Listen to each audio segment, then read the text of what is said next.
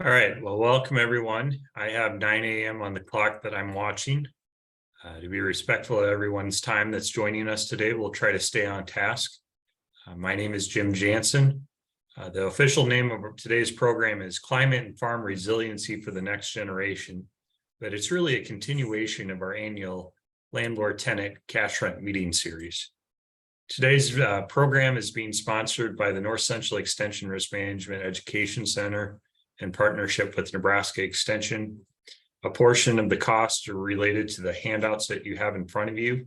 If you registered in time, the printing and postage were paid by that, as well as ZAG Land or ZAG Land Company out of Humphrey, Nebraska. Sam Zock was one of the individuals that helped sponsor our winter meeting series this year.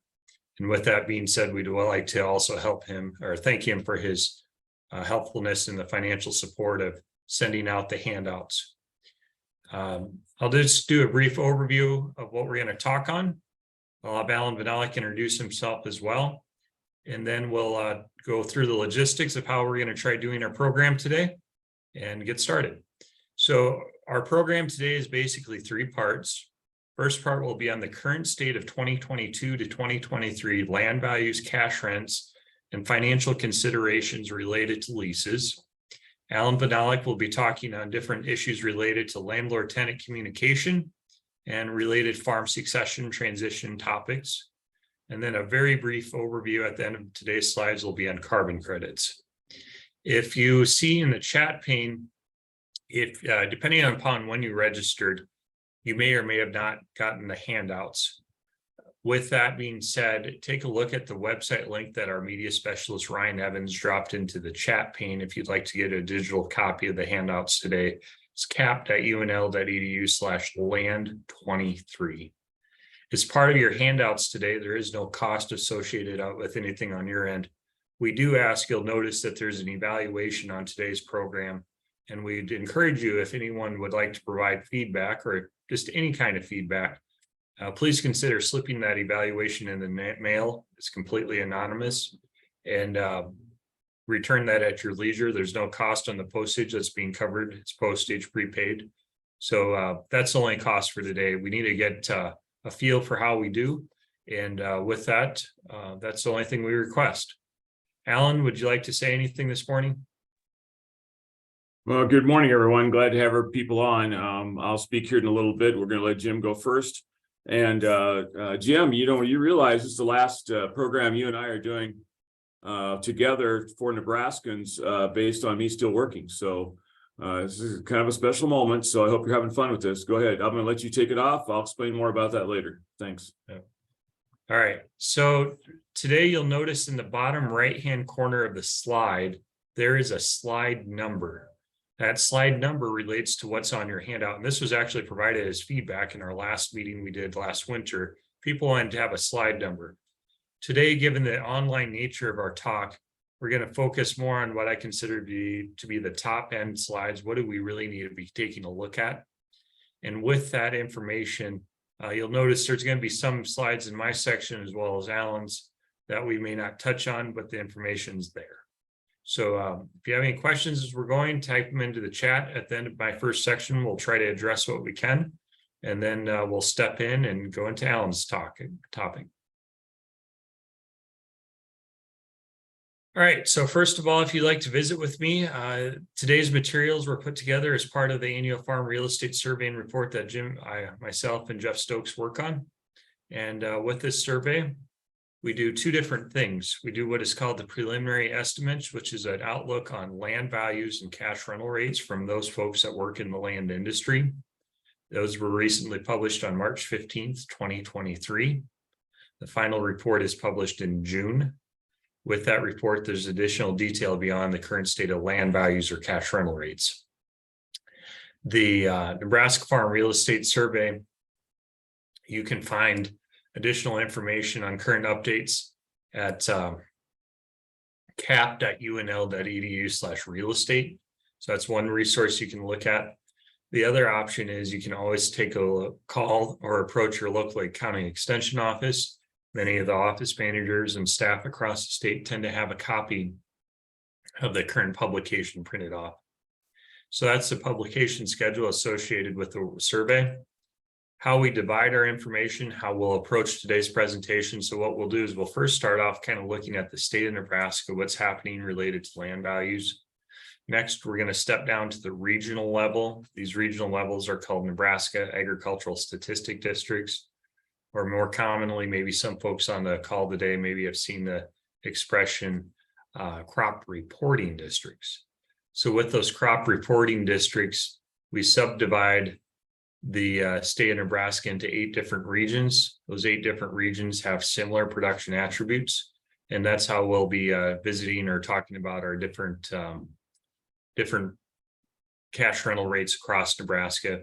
And then towards the end of our first presentation today, we'll be talking about how do you figure out a cash rent for 2023.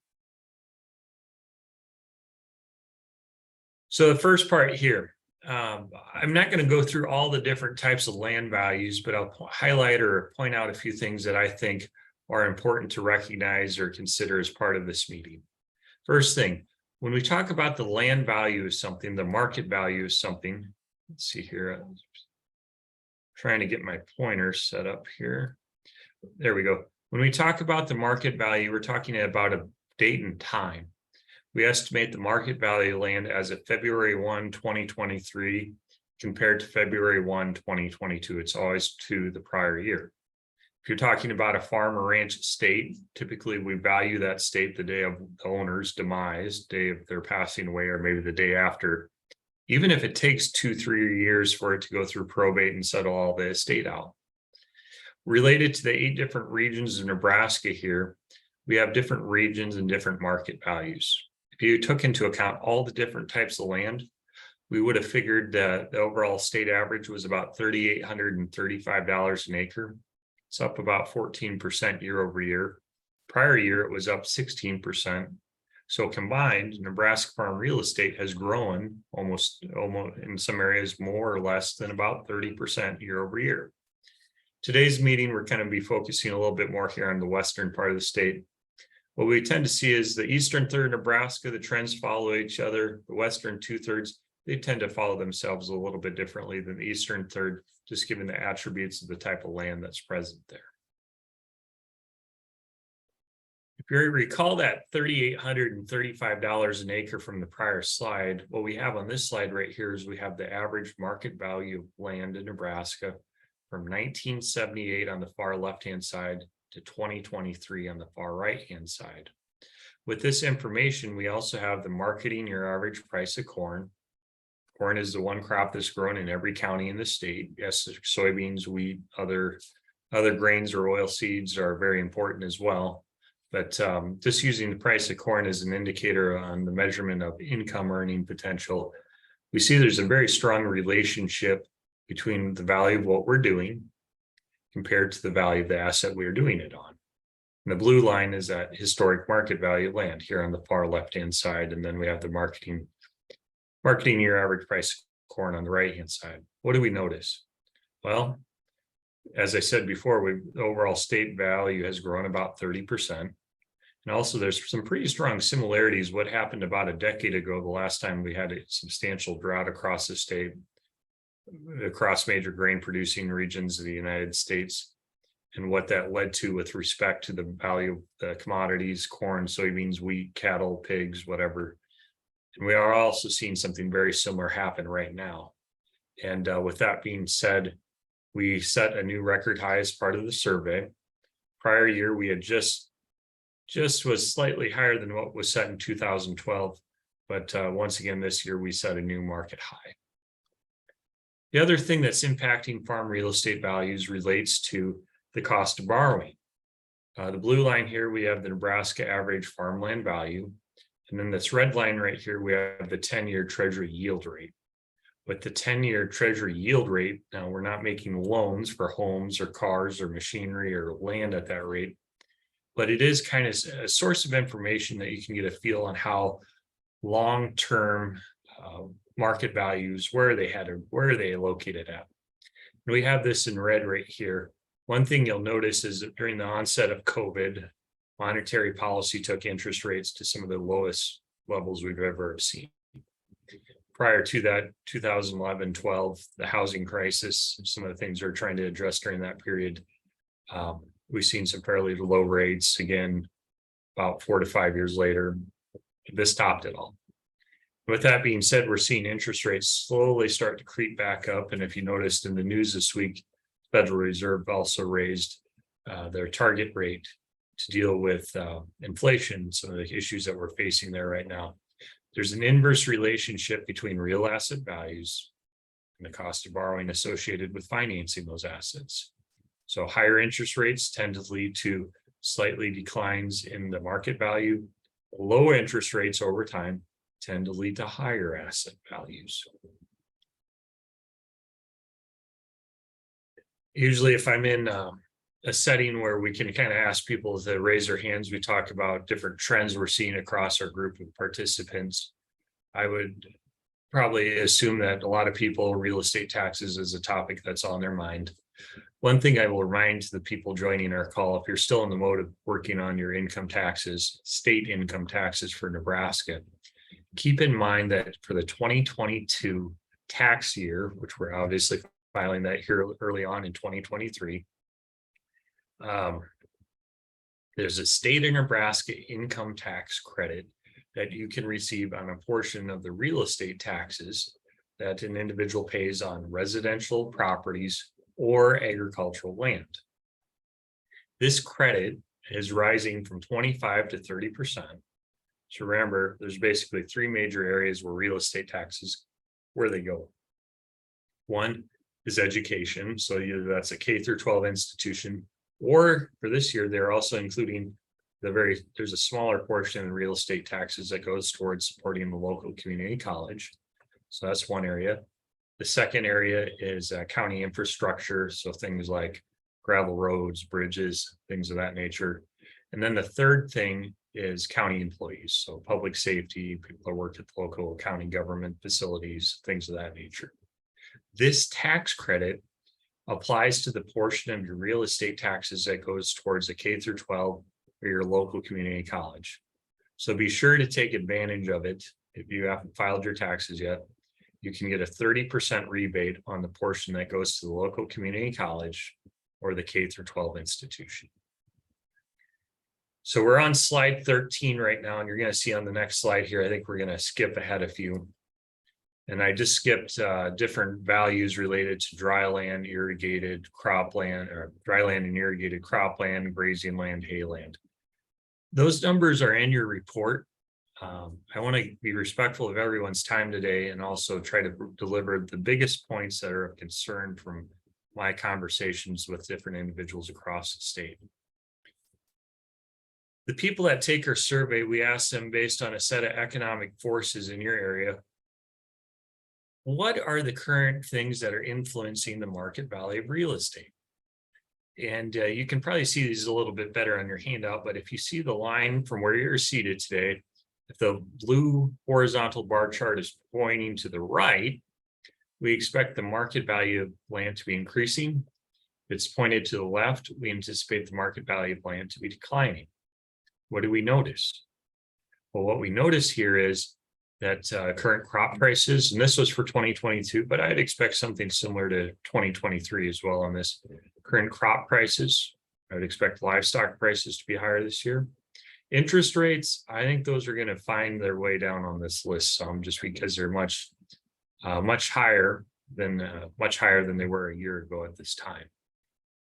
Some of the other concerns expressed by people taking the survey relate to either farm input expenses or current and future property tax policies on real estate across Nebraska. Setting the stage here a little bit for Allan's talk, when we get into the topic of lease arrangements, trying to negotiate things and think about different things. What are some of the major things that are influencing the cost of borrowing and things of that nature? Or excuse me, not the cost of borrowing, the cost of operating on land. Now, this is primarily for cropland, but the same idea applies. Obviously, if you got hayland or if you're a rancher, you still are facing higher feed and diesel energy expenses. And I think certain inputs have subsided a little bit. I also think there's still a lot of consternation or concern related to some of the seed, fertilizer, and chemicals. I think availability is a little bit better this year, but still with the some of the challenges we're facing with logistics and transportation and that, things are still high. So as we're looking at just not the income side of the picture, regardless if you're a landlord or tenant, you also have to consider the fact, what does the picture look like on the expense side too? What's their net revenue look like per acre? And that's where some of the crop budgets that the University of Nebraska does can be a starting point to work from, or at least gain some insight if you're not exactly sure where things are at. Another major concern right now is energy. And whether it's gasoline, that might be more of a concern for residential homeowners, or diesel. And then this is for 2022. And I do think there was a little bit of a reprieve in diesel prices this fall. I think things came down a little bit. But given the upcoming travel season with the summertime events and construction and everything that happens in the United States in the summer, there's a lot of concern right now about what do diesel prices look like. Over the prior 5 years, we see here in green, we were operating at farm level diesel prices at much, we're talking a fraction of what we've seen during the summer of 2022. So that's obviously another major concern, regardless of the type of operation you have. Most everyone uses some type of diesel on their operation for planting, harvesting, working with livestock, whatever. Okay, so for our first part of the presentation, this basically brings us in line with what is happening currently with farm real estate. We've set some new highs. We're also trying to make everyone aware there's a state of Nebraska income tax credit rebate. If you did not file yet, or if you already did file, I think you can do amended return. Please make sure you take advantage of that credit. It's open to anyone in the state of Nebraska, or even if you don't live in the state. If you own land in the state of Nebraska and file a state of Nebraska income tax schedule, you would be eligible to receive that. And that applies to residential homes as well as agricultural land. I'm going to switch gears here a little bit, and we're going to look more on the current state of cash rental rates across Nebraska. And we'll just get started at the regional level. And by the end of my slides today, we're going to be down more so to the farm level. And as we're going along, if you type a question into what is called the Q&A or the chat, I will be taking a look at that when I get towards the end of my slides here. And keep in mind, Allan Vyhnalek is going to be a little bit more on the lease side. So if you have a specific lease question, those might be a little bit better addressed by Allan. But we'll try to take care of you either way. All right, so the information we have featured here, this is the 2023 preliminary estimates on current state of land values as well as cash rental rates. And we see across the state of Nebraska, cash rents were overall fairly steady to higher. And in addition to the average, spend a little bit more time talking about cash rents on this slide. In addition to what we call the average, so we ask the people that take our survey, we ask, what do you consider the average cash rental rate to be? And we'll just focus on the central district here for an example. People that responded to the survey estimated the average cash rent was about $135 an acre. We also asked them, what do you estimate the lower third of cash rent? What do you estimate that to be? That's what we call the low grade. Now, the low grade we do not associate with a specific type of a crop yield, soil type, rainfall. We just ask in this region, what do you estimate the lower third of cash rent to be? What do you estimate the upper third of cash rent to be? And what do you estimate the overall average is? So as we're moving along here, we'll see that the cash rents vary quite a bit across the state of Nebraska. What influences cash rent in, say, Northwest versus East or Northeast Nebraska? Well, obviously in Nebraska, there's quite a bit of a difference in rainfall. When you move southeast to northwest, I think it's every 25 miles you move northwest, we lose an inch rainfall from the mid to low 30s in extreme southwest Nebraska or southeast Nebraska, all the way to the low teens, 10, 12, 14 inches a year out in northwest Nebraska. So in between that, cash rental rates vary a lot. That might have to do with the soil type, rainfall, market competitiveness of the area, yield expectations, which I consider to be related to rainfall, and also soil types. The western part of the state, you might have sandier areas versus Wayne or Cumming County, Nebraska, which traditionally have had fairly dark soils. Everything I've talked so far has come from the University of Nebraska Farm Real Estate Survey. The next thing I want to talk on relates to where else can we find cash rental rate information? One place that we can find this information another place we can find it comes from a group called the National Agricultural Statistics Service, or they're commonly referred to as NASS. Their survey is done independent of the University of Nebraska. They survey actual farmers and ranchers across the state. Their survey information can be found at this website link right here. It's kind of long. Just keep in mind, if you type that into the computer, you'll be able to find it. And the next slide here, if you're following along in the handouts, I know this is very hard to see, but if you actually note that we're on slide 29 currently, and if you'd like, you don't have to do it right now, but if you'd flip to the back end of your handouts, and in the back end of your handouts, you'll see there's 3 pages. Those 3 pages have to do with the current state of dry land and irrigated cropland rental rates, in addition to grazing land. One thing to note, these are for the 2022 season, not 2023. The reason I talk about them is I want to make sure everyone is aware of them. For the 2022 season, the update came in, I believe it was the second Friday in September is when I came across this update on the map. And I believe they will come out again on the second Friday in September 2023. So why present this older information? Well, the University of Nebraska, we only report cash rental rates on a regional basis. We don't report them on a county level basis. With that being said, what we can see here is when we take a look at these cash rents, and I'll just pick on the central district. I'm not sure where everyone is joining us, but we're supposed to be talking about cash rental rates in western Nebraska. So we'll kind of say this is a part of the western part of the state to an extent. And Custer County, clearly that's a lower cash rent there and Dawson County to an extent versus Buffalo and Hall.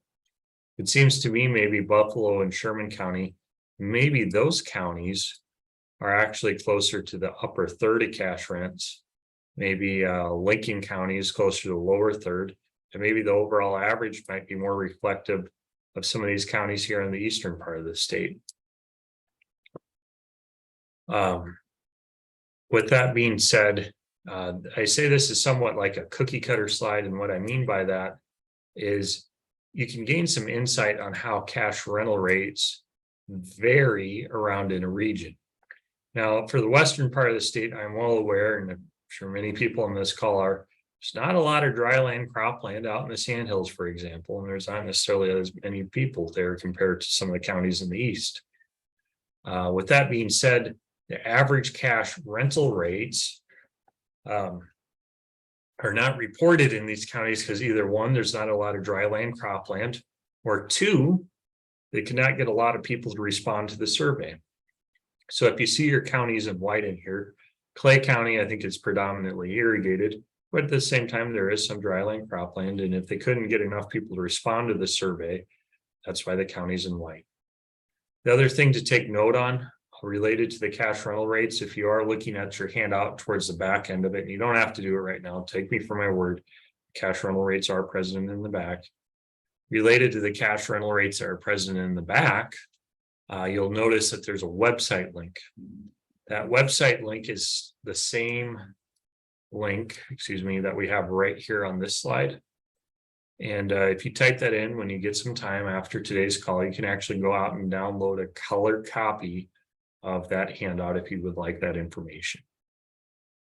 Okay, so once again, this is done by the USDA. They survey farmers and ranchers in Nebraska, and their survey is conducted, I believe, a little bit later in the growing season than what the University of Nebraska does, as well as their information is summarized by county. University of Nebraska-Lincoln, I've seen this question typed in. The University of Nebraska-Lincoln surveys folks that work in the land industry, a lot of bankers, agricultural appraisers, professional managers. There are some other land brokers.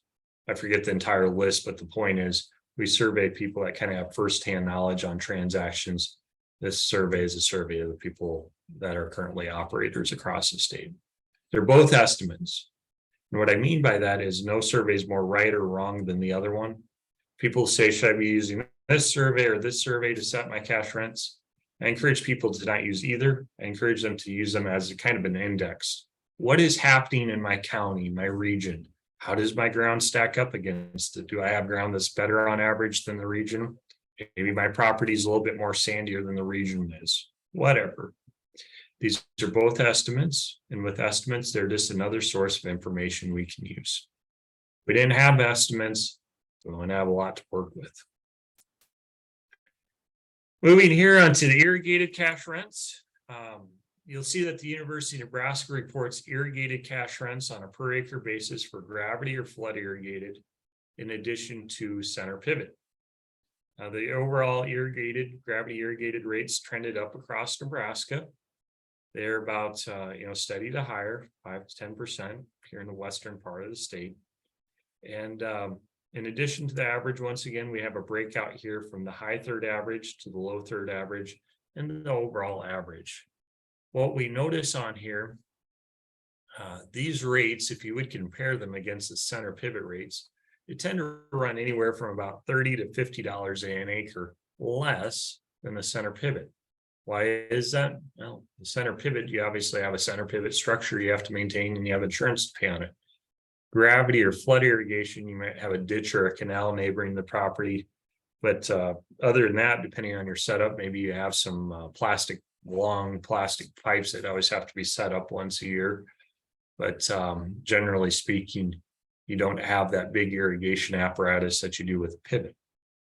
What else influences irrigated rates? All the things for dryland, quality of the land, configuration of the property, how good is the soil. I would also add to that list, how stable is the water source? And in 2023, related to irrigated cash rental rates, I encourage everyone to have a provision in the lease. What happens if you're in an area, and hopefully I'm wrong, and we get plenty of rain this spring after planting season's over and everyone's happy. But if it gets dry, what should we do to the irrigated cash rental rate if we are short? Either the local water authority cuts off or we're not appropriated at any additional water, or the wells go dry. What happens? I don't know how to handle that exactly, and maybe Allan can share some thoughts in his section, but the one thing I can say is we need to have a conversation on this and have a provision in the lease that if we have a shortfall in the rain or water, we can discuss how to handle it. Okay. All right, next slide here, the center pivot rates. And I will say this twice. The center pivot rates assume that the landlord owns the entire irrigation system, pivot, pump, power unit. If a tenant provides one of those components, I'm just not talking the case where, okay, you have 2 80-acre properties, the tenant owns the irrigated equipment plus the irrigated ground, and they happen to swing that pivot over onto the neighboring ground. That's a different situation, and Allan will give you some ideas on that. What I'm saying in this case is you have an irrigated property and the landlord owns everything, the pivot, the pump, and say a diesel or a natural gas propane motor engine, electric motor, or a gasoline engine, diesel engine, whatever. I guess it would probably be gasoline, but diesel or natural gas propane. If the tenant provides one of those components, so you say, for example, it's not uncommon to see leases sometimes. The landlord owns everything, but they don't want to have to maintain that diesel engine out there. That's the tenant's responsibility. Under those cases, those would be a situation where you may discount the cash rent. And I'll give some discounts to account for the fact that the tenant is the individual that's maintaining those things. The USDA rates assume they do not distinguish or break out the center pivot from the flood or gravity irrigated. With that being said, some of the rates that we have across here in Northwest, Northeast, Southeast, Southwest, Central, wherever you're at. I'll pick on, this is kind of in the Western Nebraska area. There's a fair amount of gravity or flood irrigated cropland here in addition to center pivot. What you'll see on the USDA estimates, they do not divide out or segregate the gravity from the irrigated. So say, for example, here in Buffalo County or Dawson County, if a third of the county in Dawson County, and this is just a made up example, a third of the county in Dawson County was gravity or center pivot irrigated and 2/3 was gravity irrigated, the weighted average would reflect that. And it's probably more so like a third would be flood or gravity irrigated versus 2/3 that would be center pivot.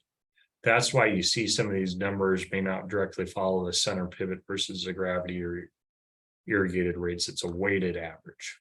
Okay, remember, the land in either survey, these surveys assume that the landlord owns the entire irrigation system. And here in Northwest Nebraska, you'll see some of these counties are in white. If you're in some of these, maybe Southern Sioux County, they still have some irrigation down there. I know it gets into rangeland the farther north you go. But in these areas, if they did not have enough folks respond to the survey, they did not produce a number with confidence. So if you ever get a survey and you want information, it's a two-way street. You have to respond. Okay, so where are we at now? We're in the second part of the first presentation. There's a second part. We've stepped through all the irrigated and dry land cropland rental rates. The USDA information is for 2022. The University of Nebraska is for 2023. And if we were in more of a formal setting in a classroom, I always like to ask the question, okay, and those in attendance today, what percent have center pivot versus gravity? Also, who has cropland? And I'm assuming in Western Nebraska, those folks joining us on the call today, there's a fair number that still have gravity or flood irrigation, or have, grazing land. So let's talk about grazing land here briefly. There are two ways to rent grazing land. One way relates to on the per acre basis. There are two, I should say it this way. There are two different sources of grazing land rental rates reported, either on the per acre basis or on a cow-calf pair basis. Now you can rent by the AUM, the day, the month, the week, the season. There's probably 10 different ways you could rent land. For the purposes of our report today, we'll be talking about the per acre as well as the per pair per month rates. What we have here is the 2023 season per acre rental rate. And once again, we also have a breakdown from the low third average or the low grade to the high third average or the high grade and the overall average.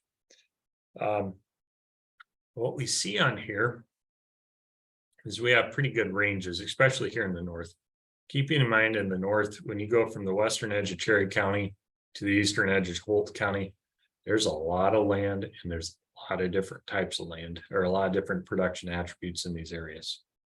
So we have the breakdown here by region of the state and related to by region of the state. What influences grazing land? Well, everything I mentioned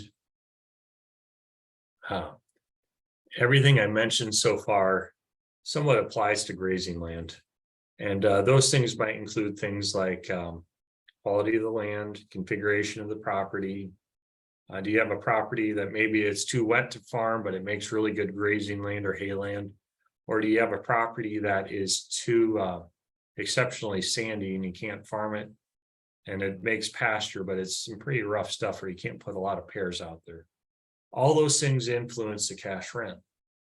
Now, the question that usually comes up, and I failed to mention, is responsibility of upkeep on assets on properties.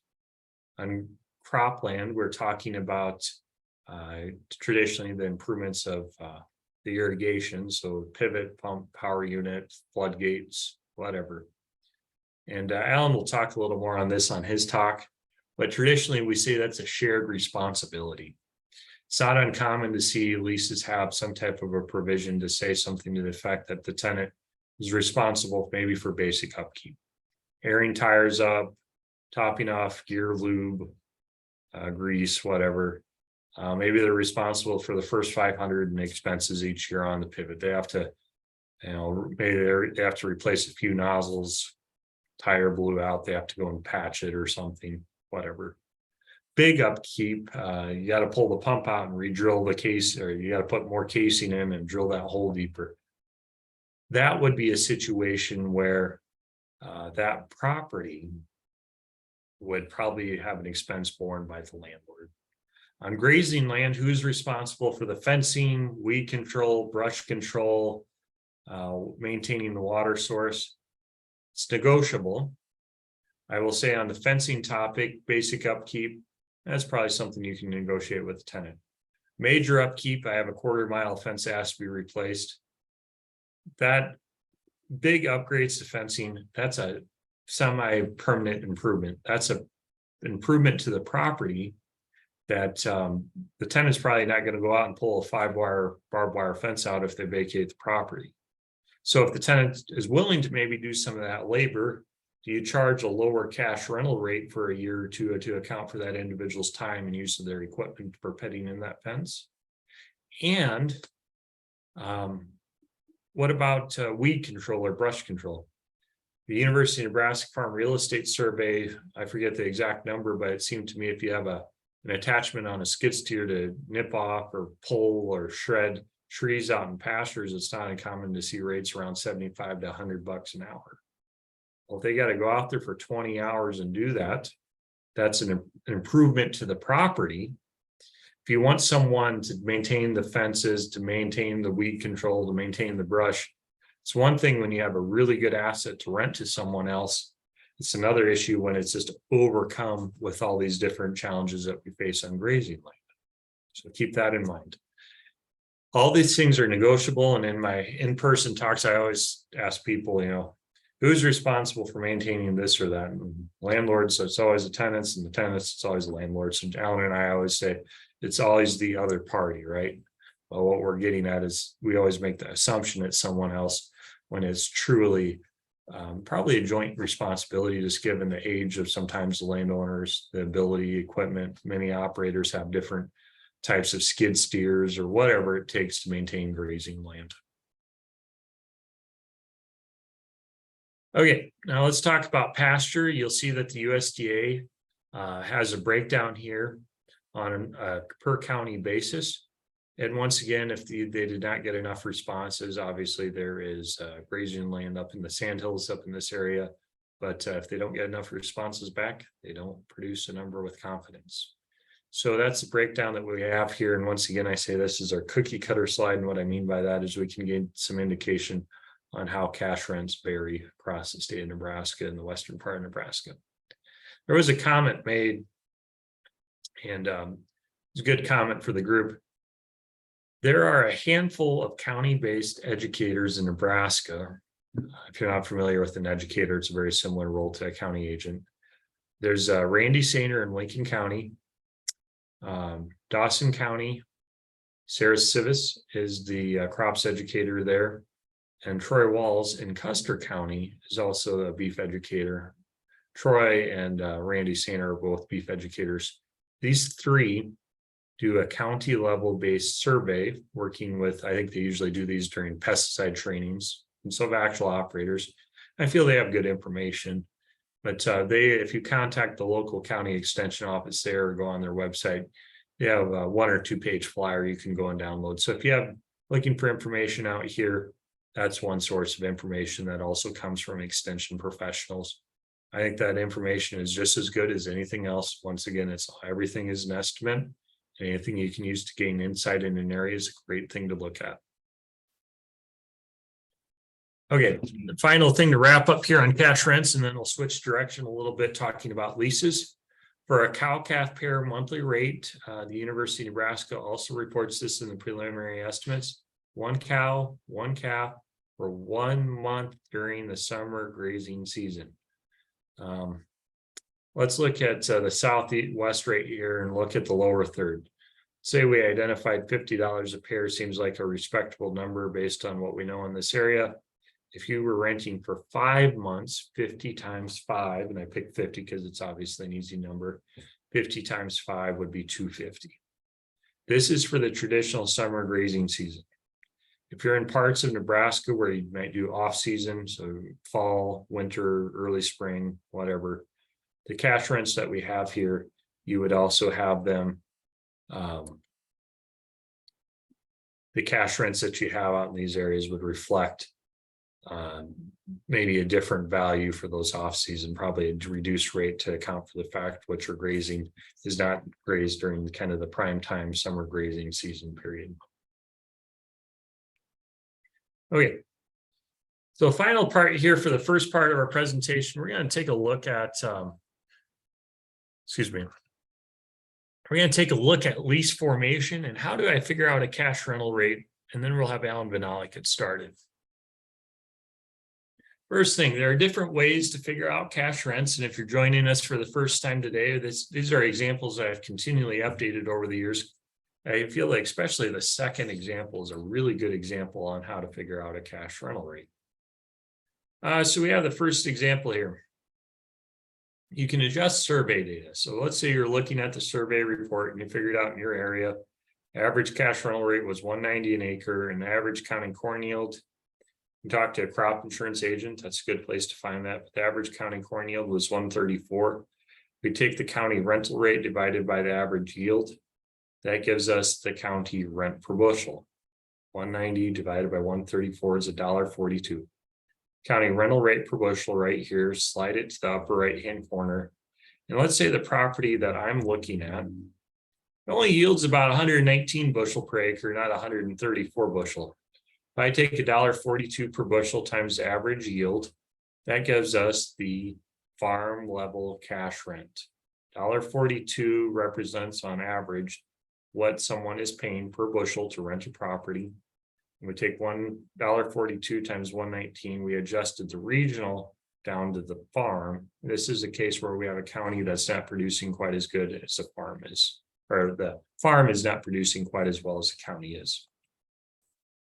Another example I really like here, and I tried to update something that I thought would be reflective of 2023 for Nebraska. Let's say you have a 50-50 crop share. Half of the revenue, half of the yield goes to the landlord, the other half goes to the tenant. And in addition to that, we have half of the expenses. And these are actually expenses I pulled from a UNL crop budget.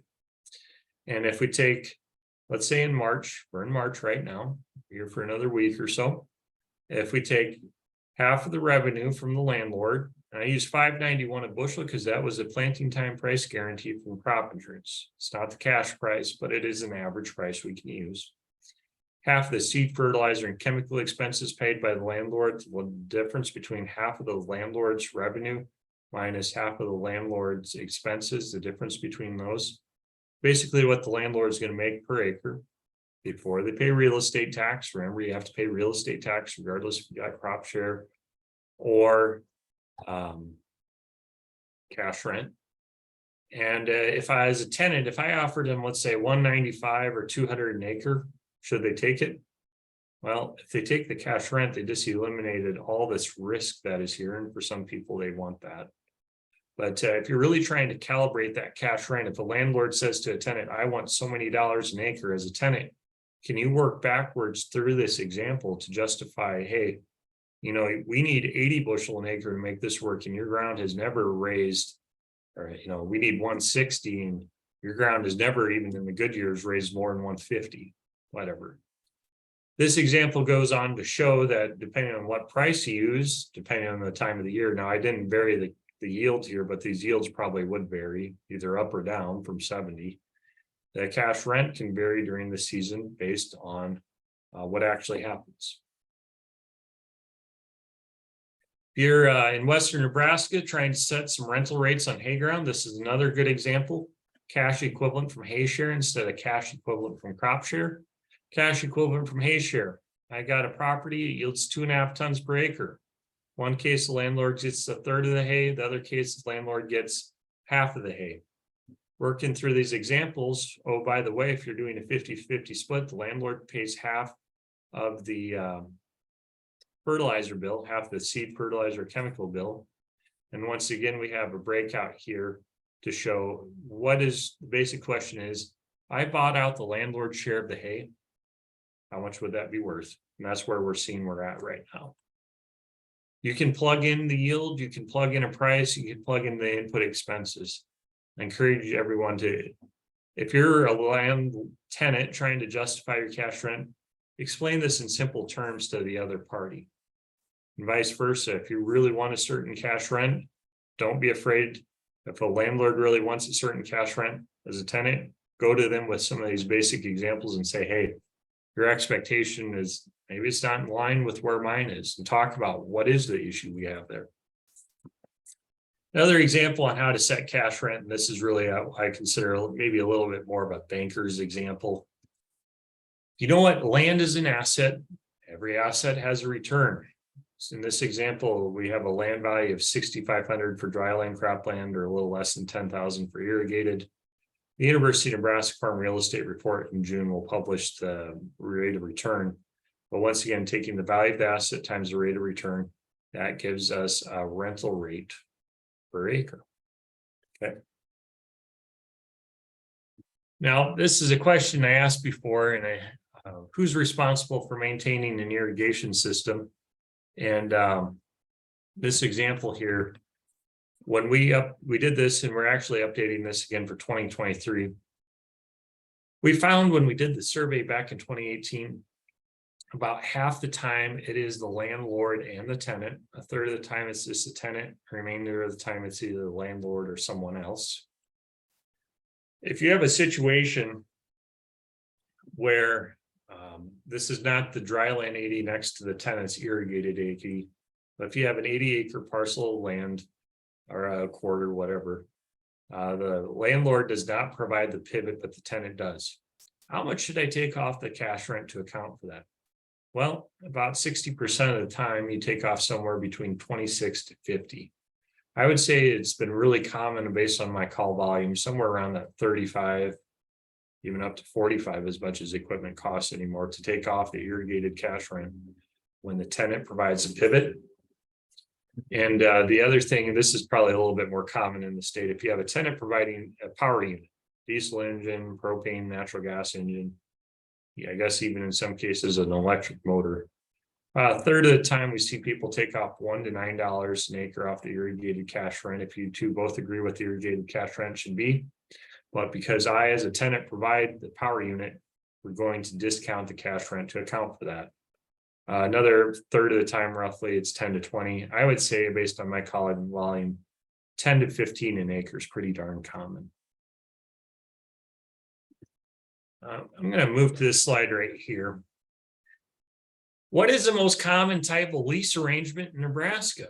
Took a look at this in 2023. What did we find? Well, in the western part of the state, where it's a little bit riskier to raise crops because of drought, hail, other weather-related events, we tend to see a higher share of crop shares, especially in the Northwest, for example, or the Southwest to a lesser extent, versus eastern Nebraska, where it's predominantly row crop. We don't see as many small grains over here as we do in our neighboring Northwestern division. We tend to see more cash leases. And also same thing in like the central and the south, a little bit more row crops. Yeah, there is some wheat, but nothing like what it is out in the Kimball County or out in the southern panhandle, for example.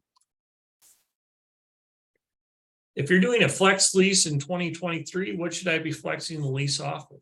Well, the most common thing is the crop revenue. Second most common is either the crop price. Third most common is crop yield. And for those people that are doing flex leases related using a price, what price should I be using? One of the most common things is currently the cash price, the spot price. Futures price is the second most common, or excuse me, the crop insurance planting time price guarantee is the second most common, and the futures price is the third most common. Recall the crop insurance planting time price guarantee is an average of the futures prices. So I would consider this to basically be using the futures price or the local cash price. Those tend to be the most common. Terminal or regional price, you might look more so at, say, like a port out of Sioux City, Iowa, Columbus has a very large corn processing shipping facility as well. Those tend to be a regional price, even if you're 90 miles away from it, for example. If you do not have a lease in writing after Allan Vyhnalek's talk, you will see why we need one in writing. Please get one in writing, either see an attorney. If you don't want to see an attorney, take a look at aglease101.org. aglease101.org. It's a great resource to look at different things related to farmland leases. They have grazing land, cropland, cash, crop share, cash, whatever. And finally, with our survey, when we send out these surveys, between printing and postage, those are two things are not, especially postage, it costs quite a bit. If you find any of the information available as part of our survey today that's open and free to the public, comes at no cost to the public. We have an NU Foundation account with Barbara over at the NU Foundation. This is her direct phone number and email address.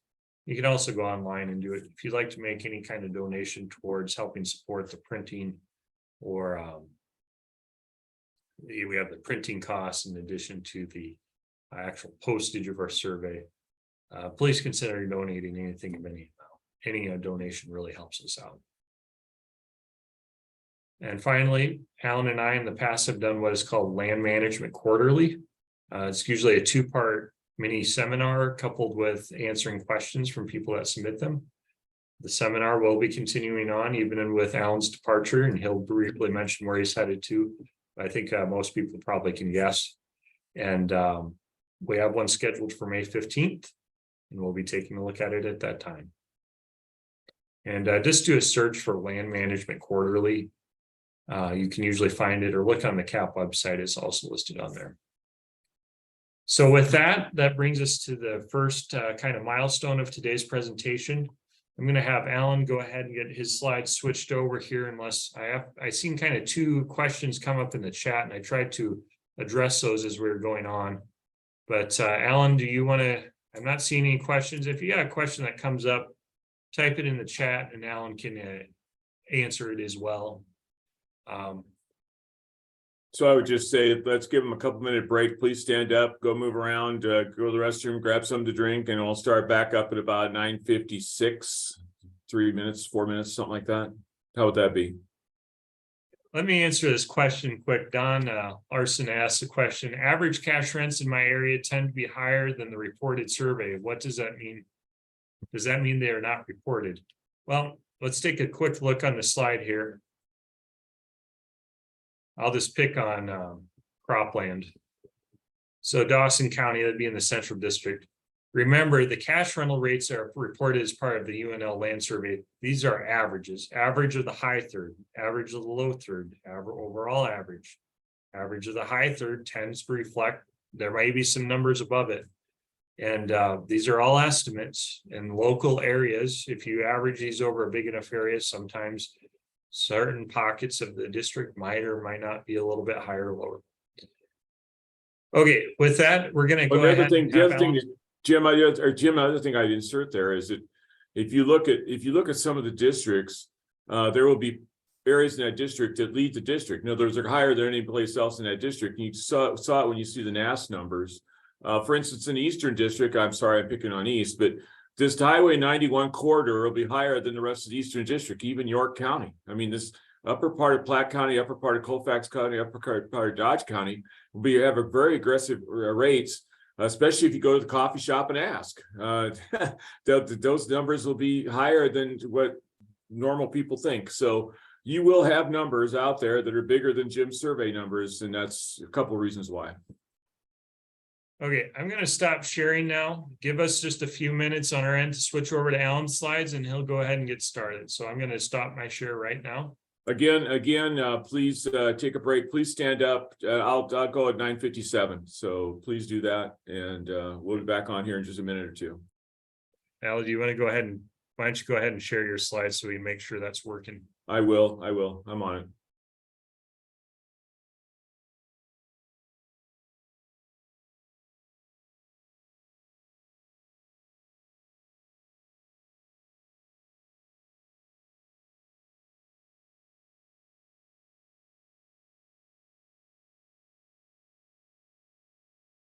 right, Okay. you're good to That go. looks I good. can see him just All right. fine. All right, All right, perfect. I'm gonna stop my video and mute my end, but I had to go check on one thing here during your talk to get our other group started, but I'll be on. So. All right, very good.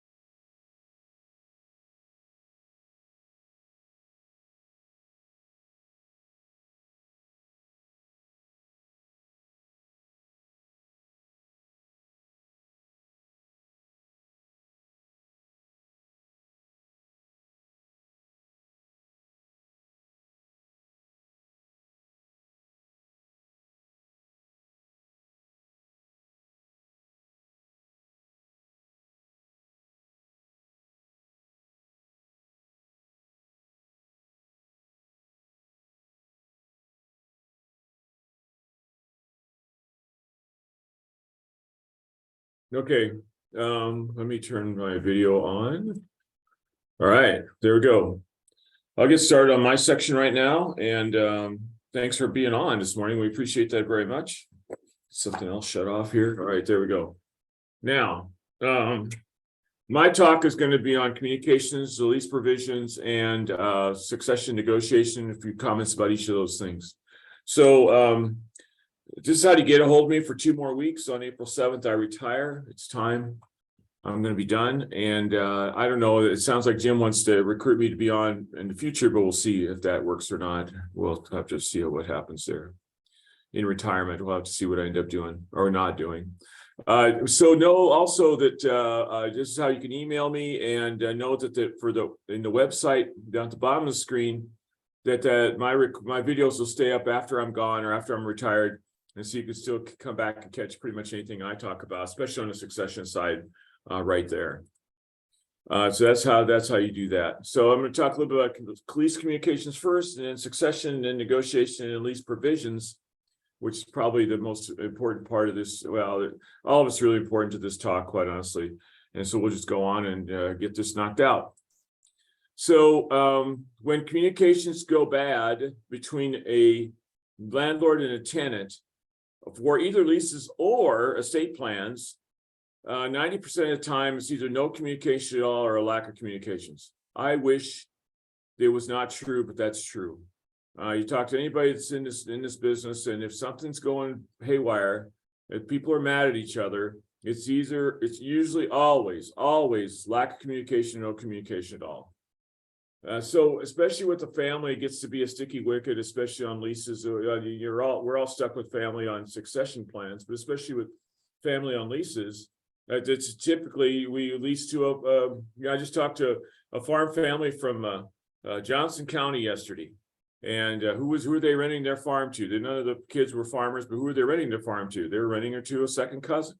So, it's always with a family member. And so when you're working with a family, is the goal to still have a family when we get done doing whatever we're doing, whatever transaction that is?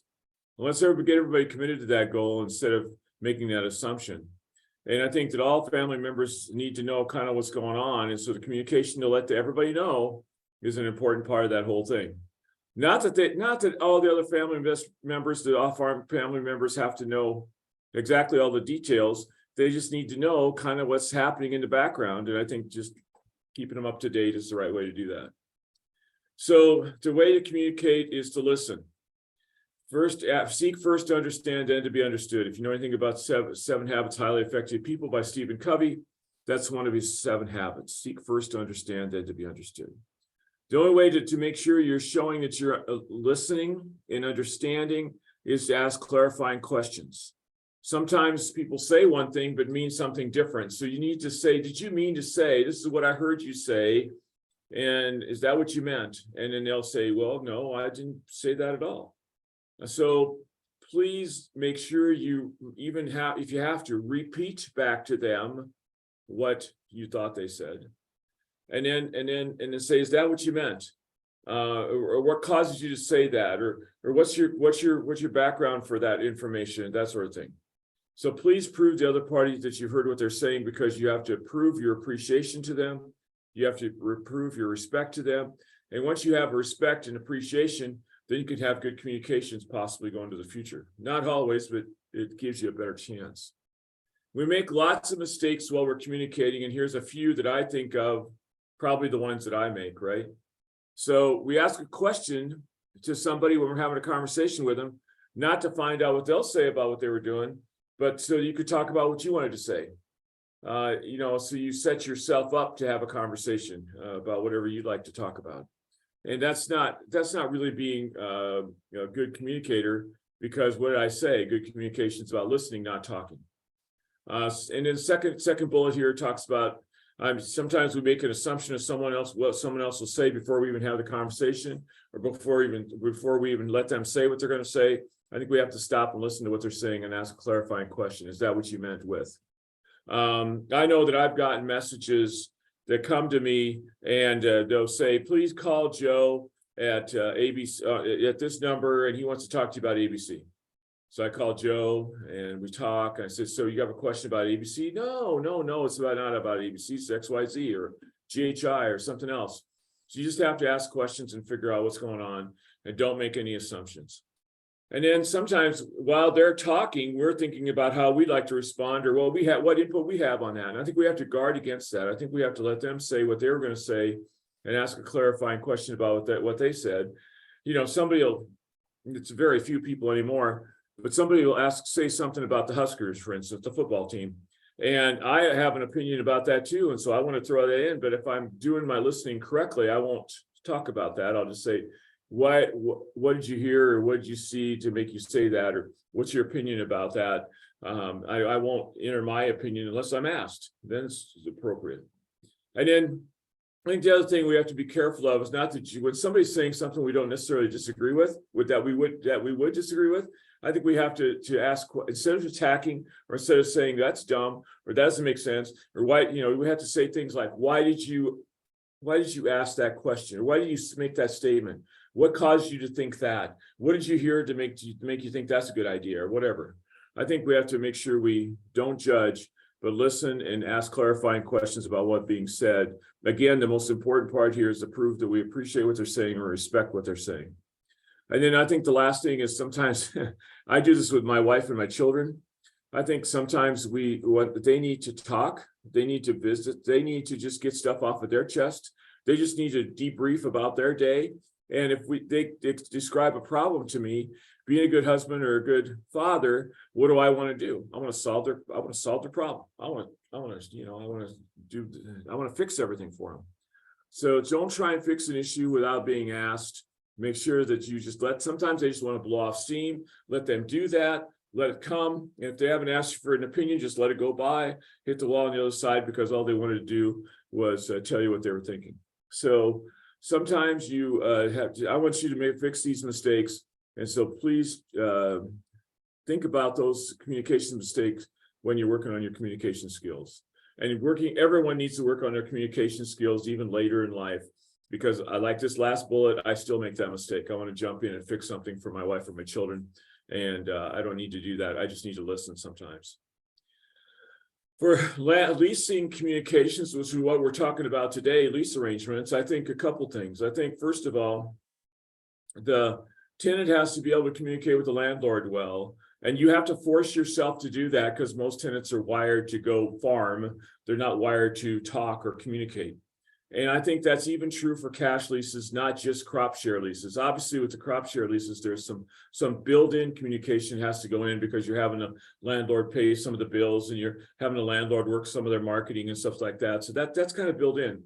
But for cash leases, what I don't know if I hate. What I just like hearing, what bothers me is when I hear the landlord especially call me up, get me on the phone, and they say, oh, yeah, this tenant, I don't know what's going on out there, because the only time he talks to me is when we have to renegotiate the lease or when he brings me my rent check. That's the only time I talk to him all year. I think that's wrong. I think the tenant should provide timely updates during the growing season. Take pictures, sending text pictures if they have a phone that'll handle text messages, or sending it via email, or actually go into the landowner's house and showing them pictures off your phone. Or better yet, at the end of August, early September, make sure the landlord gets out to the farm, even if you have to haul them out there, so they can see what's happening out there in the field before harvest. They should be able to see if everything was watered right, if it has disease or insect pressure or weed pressure, or they should see if everything looked good or didn't look good, or did it rain or did it not rain. They should just see it. I think what I'm trying to say is kind of a weird joke here, but I think that the landlord should be outstanding in the field at some point in time so they can see what happened to their ground. For the tenant, those are the things I think you should just consider very carefully. For the landlord, I think sometimes landlords get caught up in what they hear, especially at a coffee shop, about what the rent should be.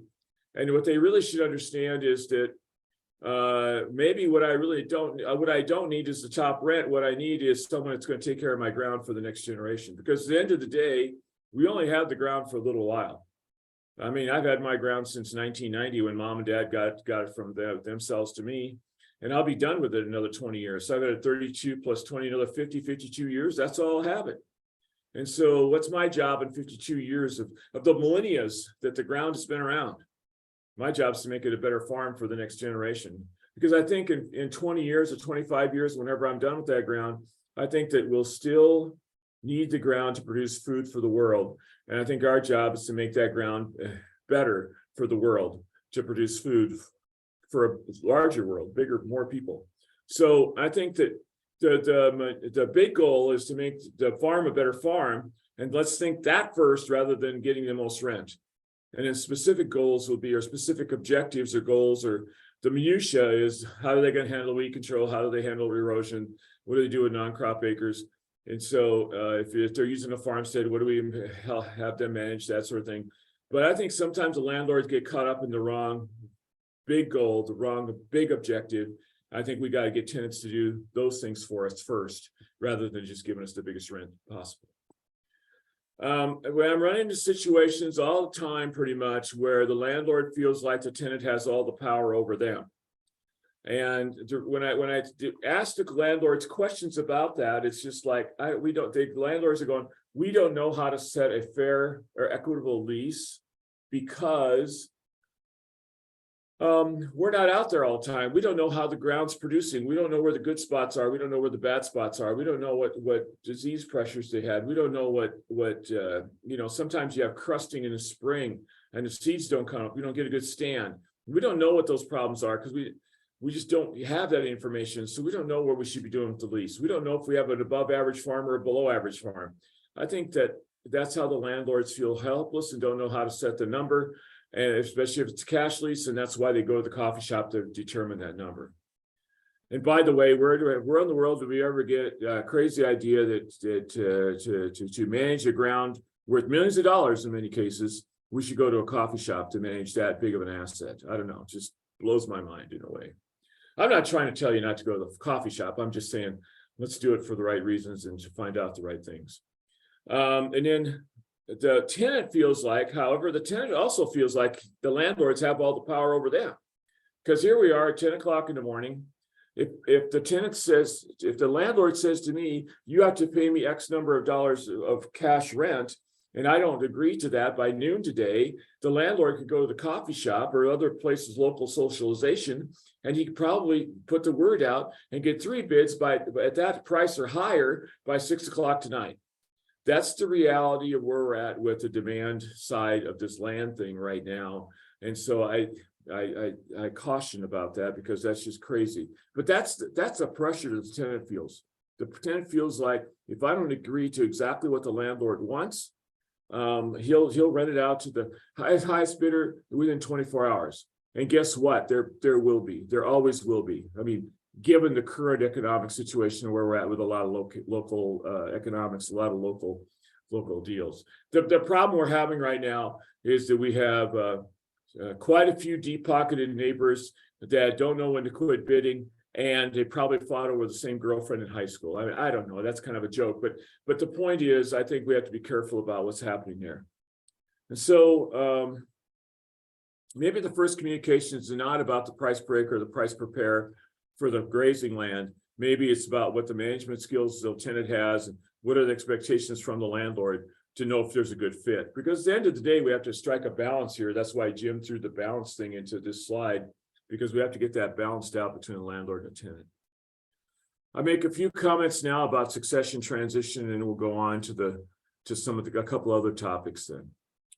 Are farmers ever planning to retire? Well, the bottom line is only about 19% of these Iowa farmers in a survey say they plan to never retire. Another 52% say they only plan to semi-retire. That's about 70% of farmers never fully plan to quit. Guess what? It's the same for Nebraska, Kansas, South Dakota, anywhere, because who's making up the farmers in these age groups? Us baby boomers. I'm a baby boomer. I'm going to turn 68 in May. Why am I not retired already? Because I don't want to quit either. I mean, I'm just like a farmer. This is what I've done. This is all I know, and this is what I want to do. And so it's an interesting thing because the boomers essentially, not all boomers, but most boomers have the attitude or the value system, because it was ingrained in us by our parents, that it's work first, family second. Whereas all the Xers, the generations below us, the Xers, the millennials, and the iGens, the 3 generations below us that are in the workforce, typically have family first, work second. So let's understand that. That's a value set of the generation. And I'm not saying either is wrong. They're both right for good reasons. But I'm just saying we have to recognize that those things absolutely exist, and we better understand that they exist and acknowledge that. Why are boomers not wanting to quit? Because they have difficult time giving up control of the farm. And listen, what if I was the farmer? I'm not, but what if I was the farmer and my mother-in-law, I farm for my in-laws, or with my in-laws. My mother-in-law owned the ground. Father-in-law's been gone for a while. Mother-in-law owned the ground, and she passed away just last June 2nd at 89. I'm sad about that. I miss her every day. But the point is, when would I have gotten control of the farm, full control of the farm? On June 3rd, 2022, when I'm 67 years old? You know what? I'm not going to give up control yet. That's only about 9 or 10 months. I don't want to do that. And so 9 months. And so it's only been 9.5 months. And so do I want to do that? No, I'm going to stay in control for a while yet. So control is a huge issue. Because for the boomers, we had to wait so long to get control of the whole operation because our parents lived longer. Good for them. I'm glad they did. But it's a very interesting thing. So Dave Gaylor tells this great story. Dave was kind of my predecessor in this role. He tells this great story about having a guy come up to him that was 65 years old. And he asked Dave, I said, he said, wait, I'm 65. When is it appropriate for a father to give the son control of the farm? And Dave says, well, how old's your son? He said, well, my son's 40, 35, whatever the number was. And Dave said, yeah, it's you're 65. It's time to start moving some of that control. Maybe not all of it at once, but he's got to learn. He's got to learn to manage. And Dave goes, no, I'm not talking about him. I'm talking about my 92-year-old dad. So we've been taught to keep control, and we're doing the same thing as in our age group. And so we have to think that through a little bit and figure that out. There are things that happened here is that the GPS on the tractors give us the ability to push the button at the field, go across the field, turn around, push the button, it takes us back. That allows people to stay in the tractor, stay on the farm longer. They relay retirement to their own death, and so they don't want to think about death, so they don't think about retiring. I think that the key there is we need to separate the two issues. I'm not asking anybody to retire, but I sure think you ought to think about what that mortality looks like and what are you going to do with your stuff. I'll talk about that again in just a second. The bad news, can't afford to retire. And in some cases, this still might be true. although I think this is old data, and for a lot of eastern Nebraska, I don't think that's valid. But I think for southwest Nebraska, they've had drought three of the last 4 years. I think it is valid. I don't, and just over half don't have a successor. I don't have much to say about that. Either you do or you don't. And the last one is, I think is very real because it's happening to me. I don't know what else I do. I never took time to hunt or fish. Don't really want to learn now. I don't do woodworking. Well, I do woodworking, but it's the farmer shade tree woodworking skills that I learned on the farm when I grew up, and it wouldn't be good enough for my wife in the house. I mean, and I understand that. I would evaluate it the same way. It's not good enough. And I don't know what else. I don't know for sure know what else I'm going to do because you know, we always just worked first. So that's a very real thing. Okay. Farmers are not planning to retire. I'm not trying to embarrass anybody who thinks they have to retire or make them feel bad about that. They're not gonna anyway, and that's okay.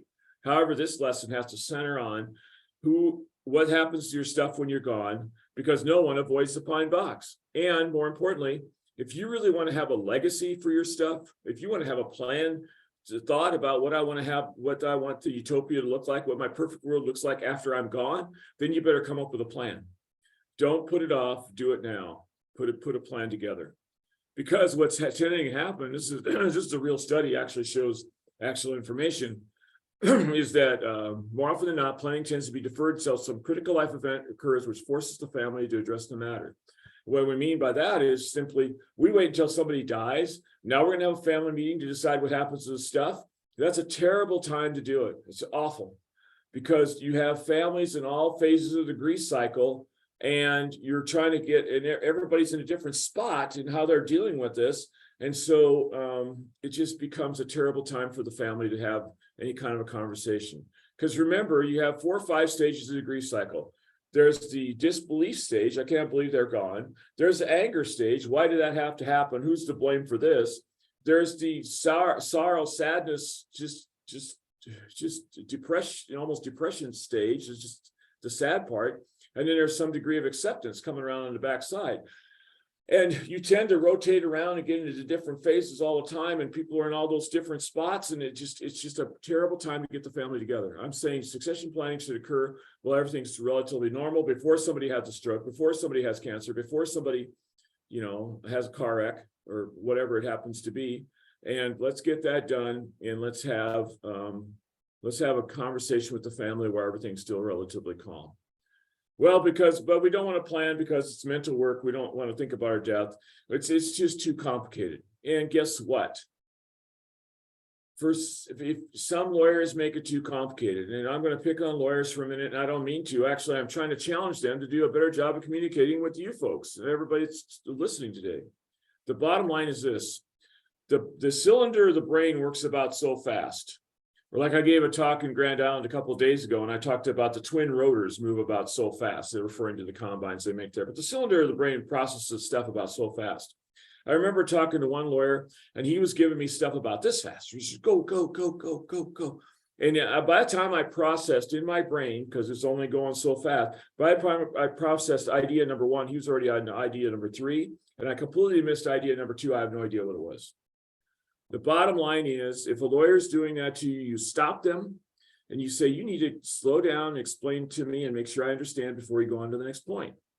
And if they won't do it, go find a different lawyer. There's lawyers out there, they'll take time to explain it to you, and you just have to figure out who they are. I think the last point is interesting on this slide. It says, if I put a plan together today, if I live another 5 years or 10 years, something will be wrong with my plan. So I don't know if I want to put a plan together because something might change. Guess what? If you put a plan together today and you live another 5 years, absolutely something will change. Somebody will die. You have another grandbaby. You'll buy another farm. You do something with machinery different. You do something, there'll be a divorce, or there'll be an untimed death. I mean, just anything can happen.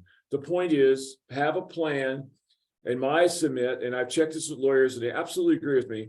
I submit that having a plan and having to change it is cheaper than not having a plan, especially given today's land prices and machinery prices, that sort of thing. We're talking about too many millions of dollars to not have a plan. Have a plan. There's three types of planning you have to go to any life. I probably should have said.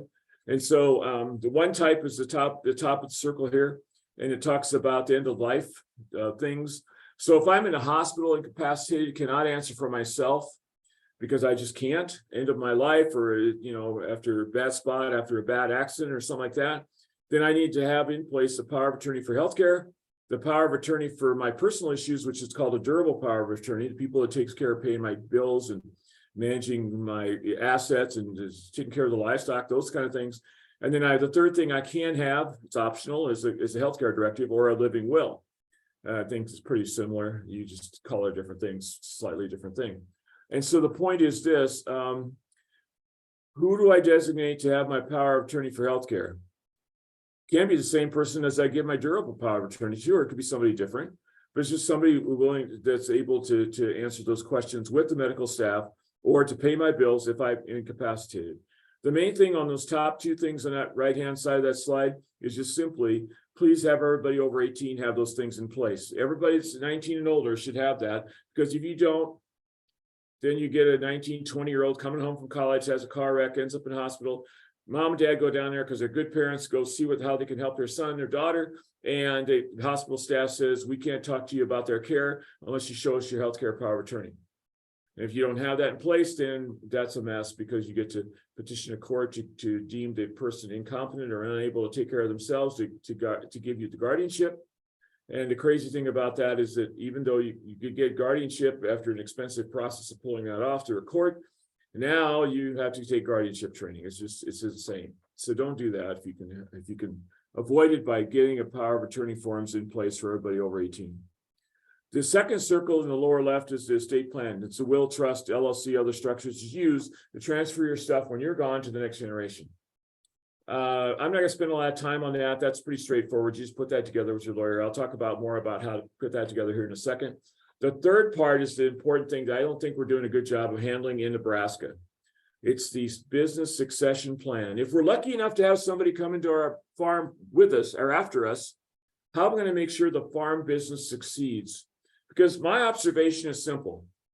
My observation is, if we treat our children the same way our parents treated us, I think we're going to put some more kids out of business unintentionally. I think we have to be really careful about that, because how did our parents treat us? If I was a farmer and I was one of the 4 kids in a family, I'd go farm with mom and dad 40 years ago and be one of the 4 kids. And now mom and dad passed away. What was their value? Their value was, in order to treat each kid equally, in order to treat each kid fairly, we had to treat them all equally. And so I could be out there farming for 20 years, mom and dad pass, and now I find out I have 25% of the farm, 25, 25, 25, 25. And now I get to spend the next 20 years paying my brothers and sisters off if they're nice enough to loan me the money, or I have to pay off farm credit or whoever I've got to get the money from. And if I do that to my children today, with today's land prices and today's machinery prices, I put them out of business, because Dr. Shane Farrell at Oklahoma State University did a big economic simulation on this, and he found out if we're 3 or more kids and we give it all equally and expect an on-farm kid to pay off any of the other kids, they have a 1% chance of surviving, 1%.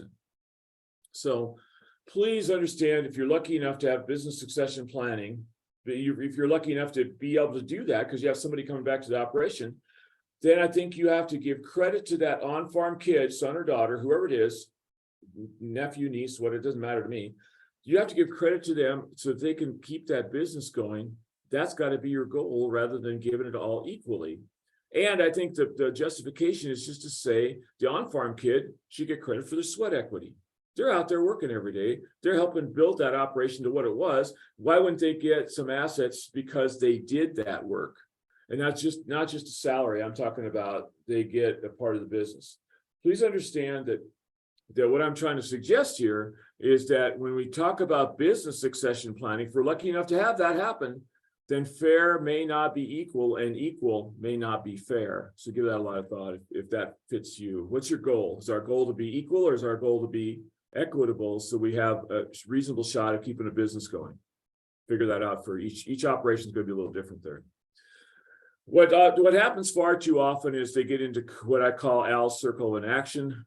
Number one, I should have a plan or a state plan or something in place for what's going to happen to me after I'm gone. I go to a meeting or meet with a lawyer, and then you go to step number 3. Wow, it's complicated, give me a headache, I don't want to think about it anymore. And you go straight to step number 4 and stop, and you say no action taken at this time. And you stay in step number 4, no action, for 3 months or 3 years or longer. And then all of a sudden you went, oh man, I gotta get something going again. So you go back to number 1, I should have a plan. Number 2, I should go to meet with a lawyer. And some people will go through this thing several times before they get themselves out. How do I know about the circle of inaction? Because it happened to me too. I've been giving these talks for 10 or 15 years, parts of them anyway. And I realized for the first 5 years, I had to change my will. My will was the original, I love you, will, when you get it at the beginning of your marriage. It says, honey, I love you. And if I'm gone, everything goes to you. And hers says, honey, I love you too. And if I'm gone, everything comes to me. And the third part of that will just says, here's who we want to be our guardians of our children. Number 1, number 2, number 3. That's at the beginning of the marriage will. And that's cool. You got to have it. But the point is, that won't cut it if we're going to have a business succeed. That won't cut it if we got all this land asset or these machinery and that sort of thing. We have to do better than that, because we're talking about millions of dollars worth of stuff here. And so we need better than that element love you will to finish up our careers. And we need to get that updated. And so the first 5 years I was giving that talk, I realized I needed to change my will. And so I was putting it off too. Wow, this is complicated. I don't want to think about it. So I just put it off. So that's how I know about the circle of inaction. I'm trying to encourage you not to get caught there. Think about this. I changed this slide slightly from your handout, so you might have to change it on your sheet of paper, or change it on the screen as you look at it. But you say I should have a plan, or hopefully not a catastrophic event. What do I have? Write down your inventory. I can save you a lot of money if you just write down everything you own. Because if you don't, and you go to the lawyer and say, hey, I need an estate plan, the lawyer said, I'll be happy to help you with an estate plan. What do you have? That's to be the first question you have. And so if you don't have an inventory written down, write down all your stuff, what do? They take out a pad of paper and they start writing it down. And what happens while they're writing it down? You're getting charged $3 to $5 a minute. You could have that written down ahead of time, everything you own. And I'm talking about things like grandma's yellow pie plate, or the antique tractor restored out in the shed that's parade ready. I'm talking about stuff like that. What do you have? And then I think the other thing we should consider for ideal succession planning or farm planning is to think about who's in and who's out on the family. I've talked to far too many families where they go, well, we think the son's interested, but we're not sure. I said, did you ask him? No. Well, then you got to sit down with the family and find out who wants to be a farmer, who doesn't want to be a farmer, I think, or who wants the yellow pie plate, or who doesn't want the yellow pie plate that came over from Germany, or Vyhnalek is Czechoslovakia, wherever. It doesn't matter.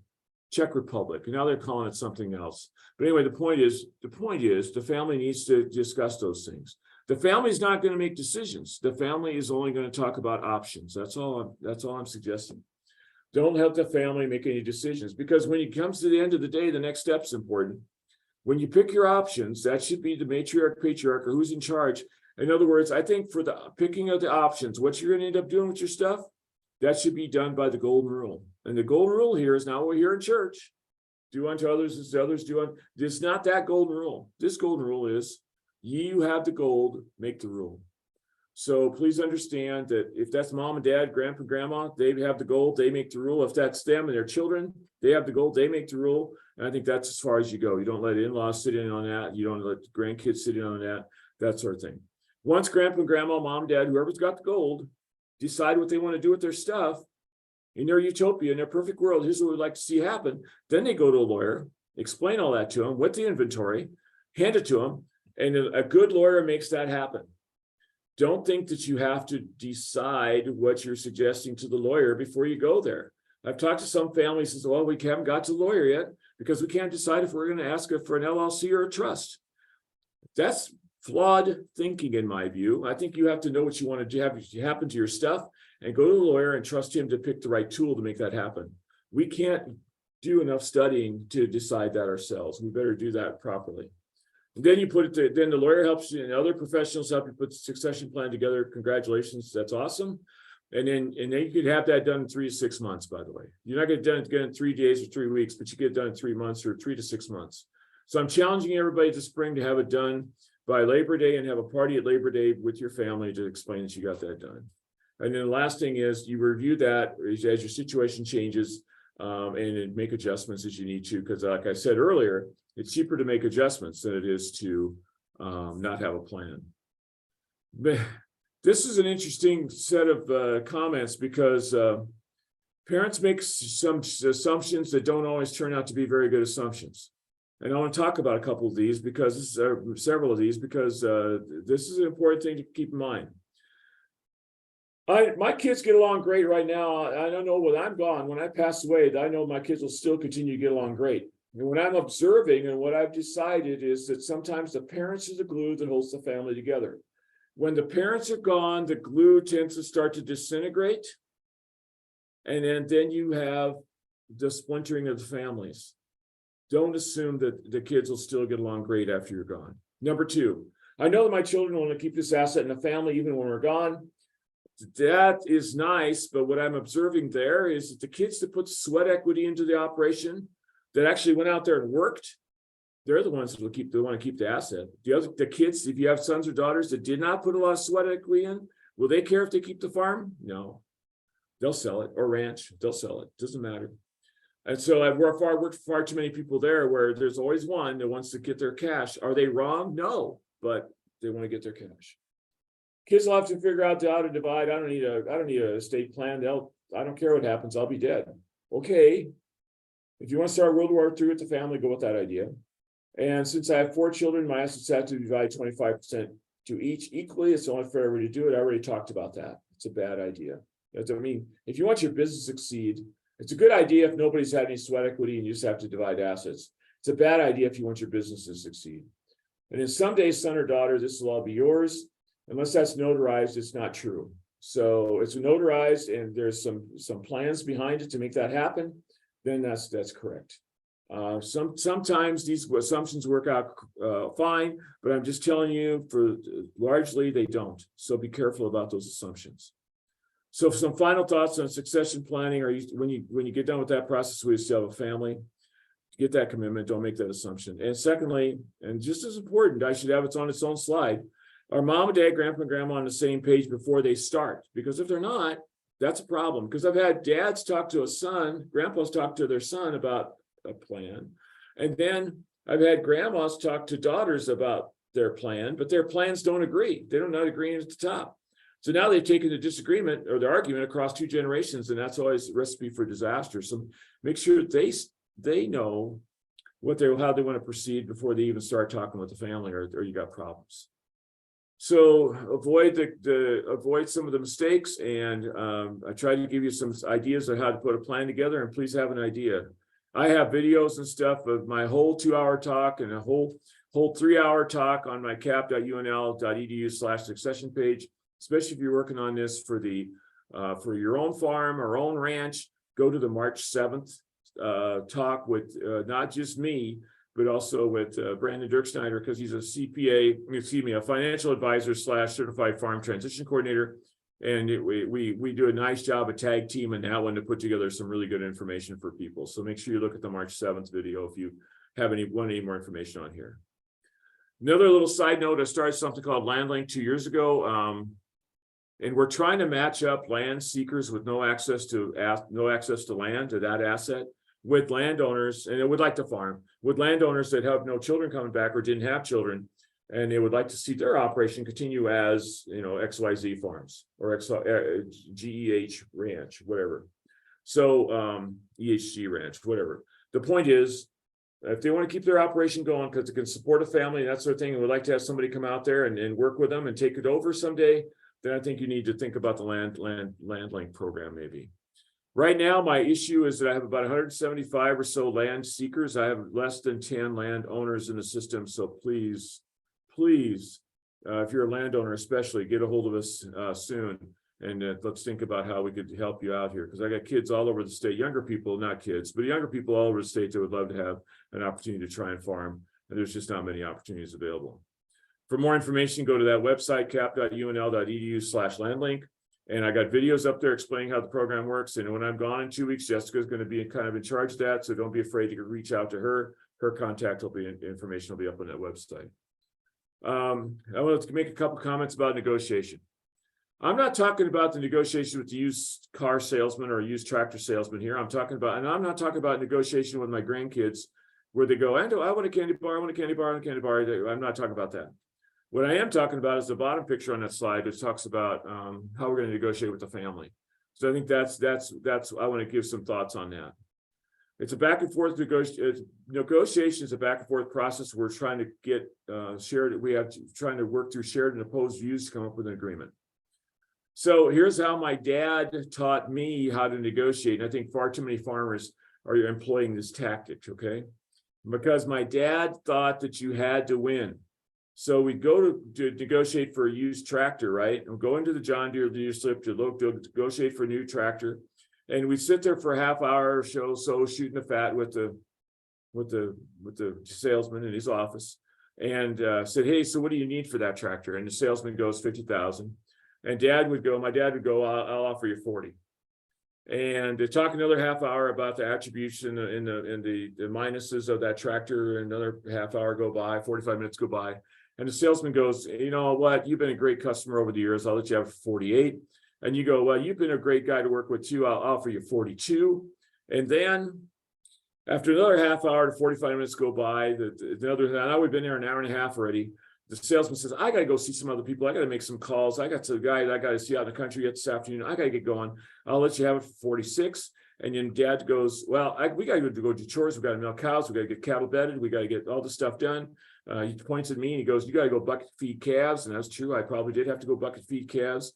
And the salesman says, I'll let you have it for 46. And you say, I'll give you 44. And another half hour goes by. Now we're there 2.5 hours, and they split the difference at 45,000. And that's very typical because our dads taught us that we had to win. Now, it doesn't matter. I don't know if the salesman saw dad coming and kicked the price up another 5,000 because he knew he'd have to split the difference with him or not. I have no idea what that was all about. I have no idea what games were played. But if we employ the same tactic with family members, how are they going to feel if they were the loser? Or how are they going to feel if they're the winner? And what good does that do in a family conversation? What I'm trying to point out here is we can't use the same tactics on family succession or family working on a lease arrangement without being a little careful here. So this should not be about winning, especially with families. It should be about how we create value for all parties. Win-win. Get out of the box, get creative, okay? And so, like, for instance, on a pasture lease, we're talking Western Nebraska, we got a lot of pasture out there. And so if somebody says they want $60 a cow-calf pair for a 5-month grazing season, that's $300. Or if they want $70, that'd be 7 times 5, it'd be $350. I would go as a young farmer to that person and say, hey, listen, I tell you what, I can offer you $250 or $50 a cow, $50 a pair per month. But here's what I will do. I can't afford that. I'm a young farmer. I'm just getting started. I just can't put that kind of cash together. But here's what I can do. I'll make sure that your pasture fence is in good shape, but I won't even charge you for posts or wire this year. That's normally a landowner expense to provide that. And so I'll take care of the fence. I'll make sure that's up and we got everything tight and everything's working good. I'll take care of the expenses on that. I'll take care of the yucca, or I'll take care of the cedar trees. Cedar trees is a bigger issue. Even in parts of Western Nebraska, it's a huge issue, Southwest especially. I'll take care of the cedar trees out there. That is normally a landowner expense, despite what Jim said earlier. That's really a landowner expense. But the tenant may have equipment to do that, and that's appropriate, or it works. And the tenant always should always take care of the weeds, especially the noxious weeds like thistles. So the tenant's trying to provide more value here, and he's going to ask the landlord to consider a lower rate because he's going to cover some of the landlord expenses. And when I do that live in front of a real, live audience, you're a real audience too, but a live audience, guess what? Most guys that have pasture hear me talk about that stuff, and they'll go, yeah, I'll consider that. I'll work with you on that. We'll come up with a plan. I'll take less money because you're going to cover some of what I would consider to be my expenses. So you have to get out of the box. You have to get creative. You have to think about how you're going to create more value, especially with young people that don't necessarily have the ability to have cash. Get them to provide some labor that would normally be a landowner expense, for instance. Now, on to my main topic, probably, I guess. I think it's probably so. I was going to give some thoughts about lease management, lease provision management. And so let's get into this and talk about what we want to do. First of all, as Jim said, please have all written leases in writing. If it's a verbal lease, please get that switched to a written lease. Listen, I've had 80-year-olds come up to me and go, Allan, in our generation, we felt like our word was our bond and our handshake meant something. And I'm going, yeah, for people my age and older, my parents' generation, our handshake was worth something. Our word was our bond. And so I get that. That's fine. But we're not writing leases for us. We're writing leases in case we happen to be gone. Listen, lady calls me up and says, Allan, I need help. I said, what's going on? My mom's been committed to the nursing home memory care unit. She can no longer answer for herself. Dementia set in to the point that she can no longer do business transactions. I'm the oldest daughter. I haven't been on the farm for 40 years, but mom and dad own farm ground, and now I get to manage the farm. And I said, okay. So she said, what do I do? How do I manage the farm? I said, well, you get out the written lease, read it, then you go talk to the landowner. Or excuse me, go talk to the tenant. And she goes, well, that's the problem, Allan. There is no written lease. So we're not doing a written lease for us. We're doing it for the next generation.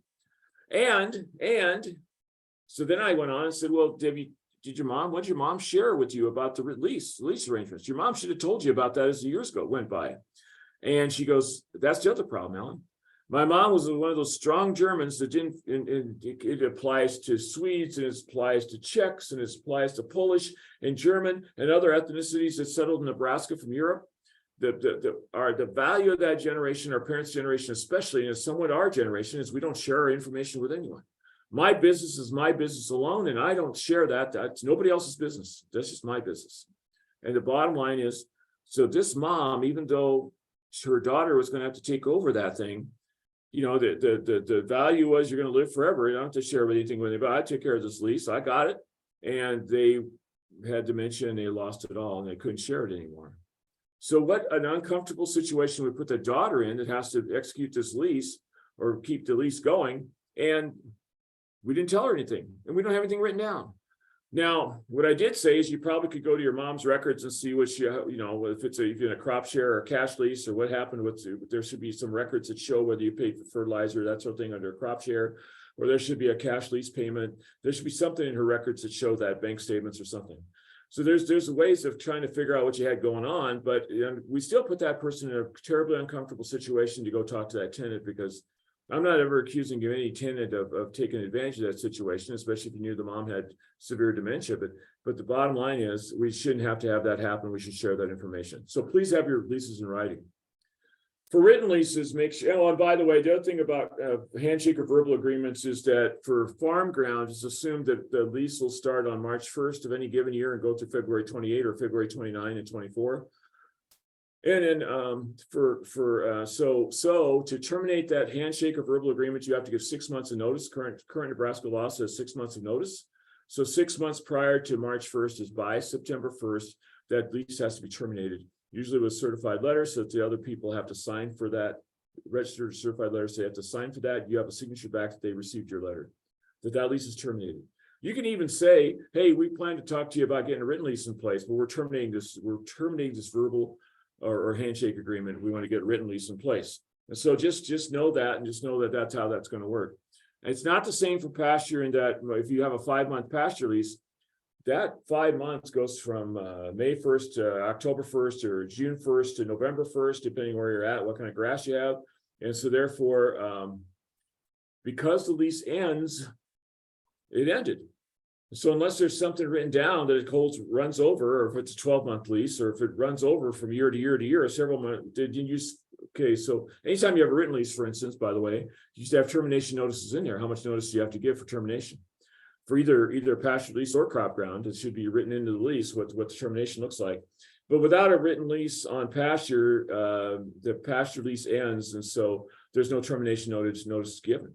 Even if I have pasture to rent right now, starting May 1st, 2023, I could still terminate the guy who was on there last year and start with somebody else right now, because there's no laws in place or rules in place that says that couldn't be done. I don't think it's very ethical, but it could still be done.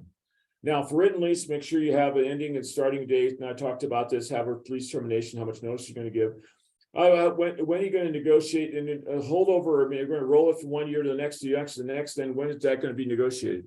What I want to try and get people to understand about that is that if prices are going up on crop ground, for instance, Who's going to want to negotiate right away in August? The tenant. Who wants to wait till right before March 1st? Landlord. If prices are going down, who wants to negotiate right away? The landlord. Who wants to in August? Who wants to wait until right before March 1st? The tenant. And so the point I'm trying to make is you should have a specified time where you're going to negotiate, like in November or December or August. I don't care what it is. I don't have any thoughts on that. The bottom line is just set it so we can't play games like that. That's all. A couple other comments and I'll be done. Well, several more comments, I guess. I'm sorry. Phosphorus. Make sure that on these high dollar cash leases, you don't have as much in central and western Nebraska, but in eastern Nebraska, we do have these high dollar cash leases that there's a pretty good chance that the farmer won't put a lot of phosphorus out there or won't put any out there at all. He'll just mine what's in the soil. And so be careful on the phosphorus that somebody doesn't leave you when they leave a lease and leave you with too little phosphorus. And so check with your local agronomist on what that level should be. And I think you can put a minimum amount of phosphorus at the end of the lease in the lease arrangement. And if it's below that level, then the farmer has to put phosphorus out there. They give you the money to put the phosphorus out there. And as the landlord, you can't just pocket the money. You got to take the money and go put phosphorus out there. I think that's important to think about it. Likewise, I think the tenant has to be protected here too, because if I'm a tenant and I know my phosphorus is low on a particular field, and I put on phosphorus at the right level, I could put up $100 to $150 per acre of phosphorus out there, or mix some mixture of fertilizer. And I know that's going to last me 2, 3, up to 4 years before I have to put it on again, possibly. And so if I'm off of there after 1 year, how's that going to make me feel? Not very good. So I think there has to be a clause to protect the tenant in case he puts out there 3 years of phosphorus, he's gone after 1 year. So just know that. Lime should always be a landlord expense, in my view. World according to Vyhnalek, lime is a landlord expense. Because typically if you put the right amount of lime out there, now this is not true for the Panhandle. Panhandle's got plenty of pH, that's not a problem out there. But Southwest Nebraska, Central Nebraska, you still have a lime issue, possibly, low pH. Lime helps buffer that pH up to an acceptable level so that the plants can make all the nutrients available to the plants to grow make good crops. So lime should be a landowner expense if it's applied correctly, because you're talking about 10, 15, up to 20 years worth of lime out there in one application. And so it's an investment in the soil, which is a landlord investment. It's not a tenant. Should be not considered to be a year-to-year expense. If the tenant's putting lime out there, so he puts out there 10 years worth of lime, and now he's gone after 5 years, then I think you have to consider putting a clause in the lease that says we're protecting them. If they put out 10 years worth of lime, they're gone after 5, they get half their lime costs back, something like that. You can work out a deal. That's all I'm saying. Other things to think about, fixing excessive erosion should be a landowner expense. What I'm finding is a lot of tenants have the equipment to do that, and that's cool, good, outstanding.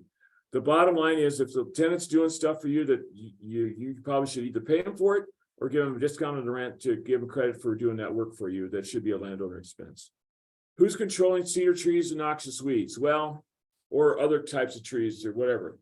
And Jim will say the other party, and I say, no, I mean, I understand that. Operationally, to actually get that to work, it will be whoever's willing to go do it or has time to do it or able to go do it. I get that. But the bottom line is who's responsible. I want to talk about responsibility. And the weeds, especially noxious weeds, are responsibility of the tenant on pastures. And trees, cedar trees, whatever, is the responsibility of landowners on pastures. The main thing is on trees, make sure you see the picture in the slide, make sure you get the trees knocked out when they're that size, not 10 foot tall. Then you're getting into these big, expensive, spending a lot of money per acre to get trees taken care of. Whereas here, if you have the right day in the spring, you could just have a fire and take care of those cedar trees. Yeah, and I know it's rough to get the right day with the wind we've had recently, but anyway. Or you can use spray, or you can go out there and nip them with a pruning shears, or you got, sawzalls or anything like that, you can get them taken care of. So that's who's responsible. Just make sure somebody that doesn't understand agriculture is not asking you to go no-till, because that sounds good to them, and they ask you to do organic at the same time as a tenant.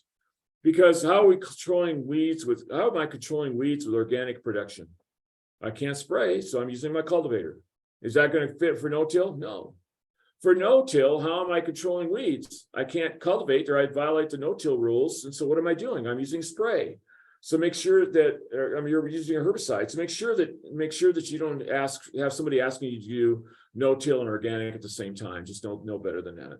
And then GMO versus non-GMO, 90-some%, 93, 95% of the products out there in search of seeds or GMO produced seeds. So that horse is kind of out the gate yet. We can't really bring that back very easily, although there's some people that are having some non-GMO production put in place. And that works fine, but don't expect that, I don't think. Pasture, I want to talk about something else with pasture too, but who's taking care of the fencing? I already kind of talked about that, but your typical arrangement is for the tenant to do the work on the fence and then the landlord provide the input, okay? Now, the other thing with pasture, I think it has to be discussed. It has to be discussed before the lease starts every year or at some point in time when you put together a pasture lease. Who's taking care of how are the big three things going to be managed? There's three big things that go wrong with pastures: fire, drought, hail. Okay, those are the big three. And how is that pasture lease going to be adjusted if you have one of those things happen to you? I think that has to be discussed before the lease starts. And I don't have a magic bullet on that. I don't know exactly what to advise you, but I think it has to be discussed and you have to know how it's going to happen. You can't wait until there's been a fire and then have the discussion about, well, am I going to refund some of the money for the lease? And what, you just it goes all the way from, hey, I'm going to keep the payment, you're on your own, buddy, to when the landlord's talking to tenant. Or I've had one landlord tell me that he actually provided the tenant with cash at the end of the season to help the tenant buy hay because his pasture didn't have enough left there at the end of a drought year to support those cattle. And the landlord provided that money. So you got all kinds of things going on out there. I don't know what to tell you what the advice is, but I'm telling you, have that discussion. Hunting rights is another interesting issue on pastures and in crop ground because it depends on if you're cash rent or crop share. Okay, so hunting rights on crop ground, crop share go with the tenant unless they're held out by the landlord. Hunting rights on crop share go with the landlord unless the landlord wants to share them with the tenant. Hunting rights on pasture usually stay with the landlord because pasture leases go for 5 or 6 months.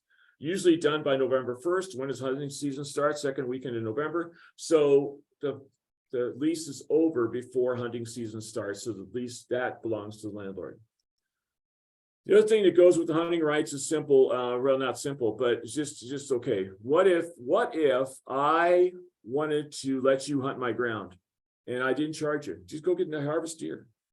So you're happy to go hunt my ground because there's plentiful deer out there, and it's true there are. And I want some of them gone. I just want some of them harvested. I want the herd thinned a little bit. And so I have you go out and hunt deer on my place. Now you fall into a hole and you break your ankle or hurt your ankle real bad. And now you want to sue me for having a hole out there. Well, if I didn't charge you, if I let you go for free, the Nebraska recreational use law put in place 6-7 years ago says that you can't sue me for that because I was a good guy and let you go hunt on my ground. It's on you to keep yourself safe. However, if I charged you to go hunt on my ground, okay, if I $3 an acre, $5 an acre, $10 an acre, or $50 for a doe and $100 for a doe for a buck, if I charge you to do something else like that, then I could be liable for having a attractive nuisance out there, or a nuisance out there that's going to cause injury. So either way, the landowner has to have good liability coverage on their ground. But if you're charging people to go use your ground, then you have to tell the insurance person so you get better coverage on that and make sure you got yourself covered. But and the other comment I'll make is just simply to say that let's see, what was it? Oh yeah, it doesn't always just go for hunting. It would go for ATV riding. It goes for horseback riding. It goes for fishing. It goes for any number of recreational uses of that ground. You just go and have a hike, for instance. That same thing. If I let you go have a hike for free, then you're on your own to keep yourself safe. A couple other things here. Corn stalks. I'm in favor of corn stalks. I think corn stalks should be utilized. I love it when they're getting grazed. It's awesome. What I'm not a fan of is allowing someone to go in there and harvest them around, bale them up, round bale it all up, and be really aggressive with the rake. Don't remove all the material. Just be less aggressive with that rake or with the way you harvest those stalks. So you leave some organic matter there. I think the other thing is I would not recommend that you harvest stalks off of cornfield, the same field every year you're out there with corn. I think I would spread it out every 4 years or 6 years or 8 years and use different fields every time you're harvesting that corn, assuming a corn soybean rotation, so that you're not too hard on the phosphorus or the organic matter. The other thing I get caught on is corn stalks and rent. If a crop share corn stalks are rented out to a non-tenant, then I think if there's a payment made for the corn stalks, then it should be split. If there's a corn stalks are rented out on a cash lease, the corn stalk lease goes to the tenant unless the landlord does something different with that lease before it starts. You can ask questions in the chat or the Q&A if you want to find out more.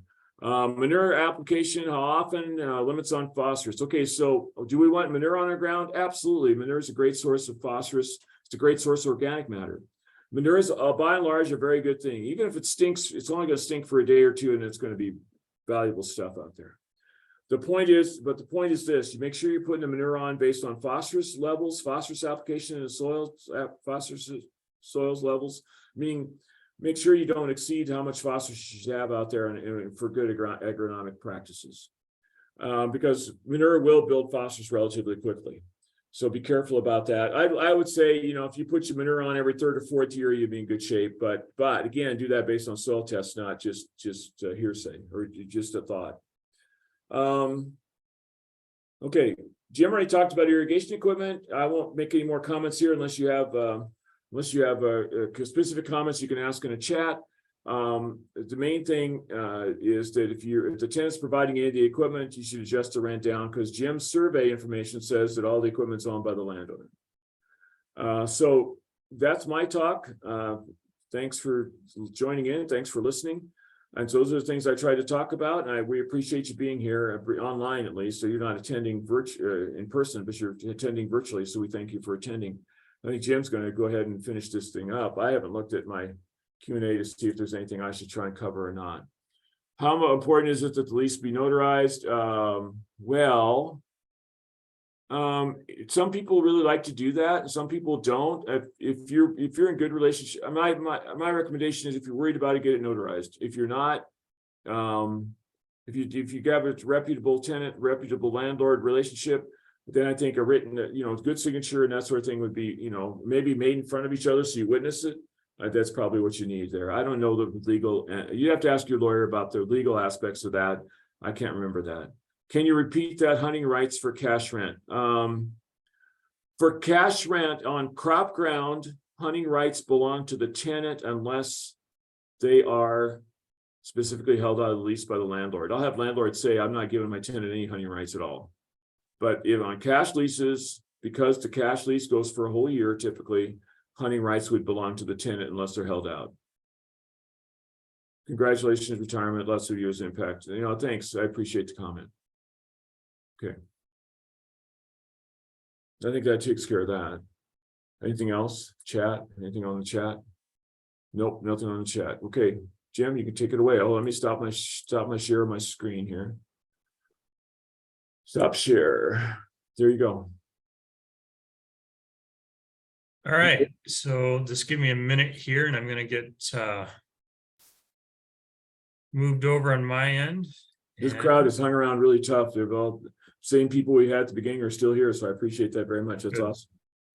All right, well, we thank Allan for everything he's done as part of our program here, and we'll keep moving on. The final part of today's presentation is on a topic of carbon credits. And as part of this topic, I'm not for or against them. I simply want to provide insight on what they are and what they mean with respect to land management, if you're a landlord or a tenant. That's all. We had Aaron Nygren and Brad Schick, an agronomist and a livestock educator here with the University of Nebraska-Lincoln, help put some of these slides together.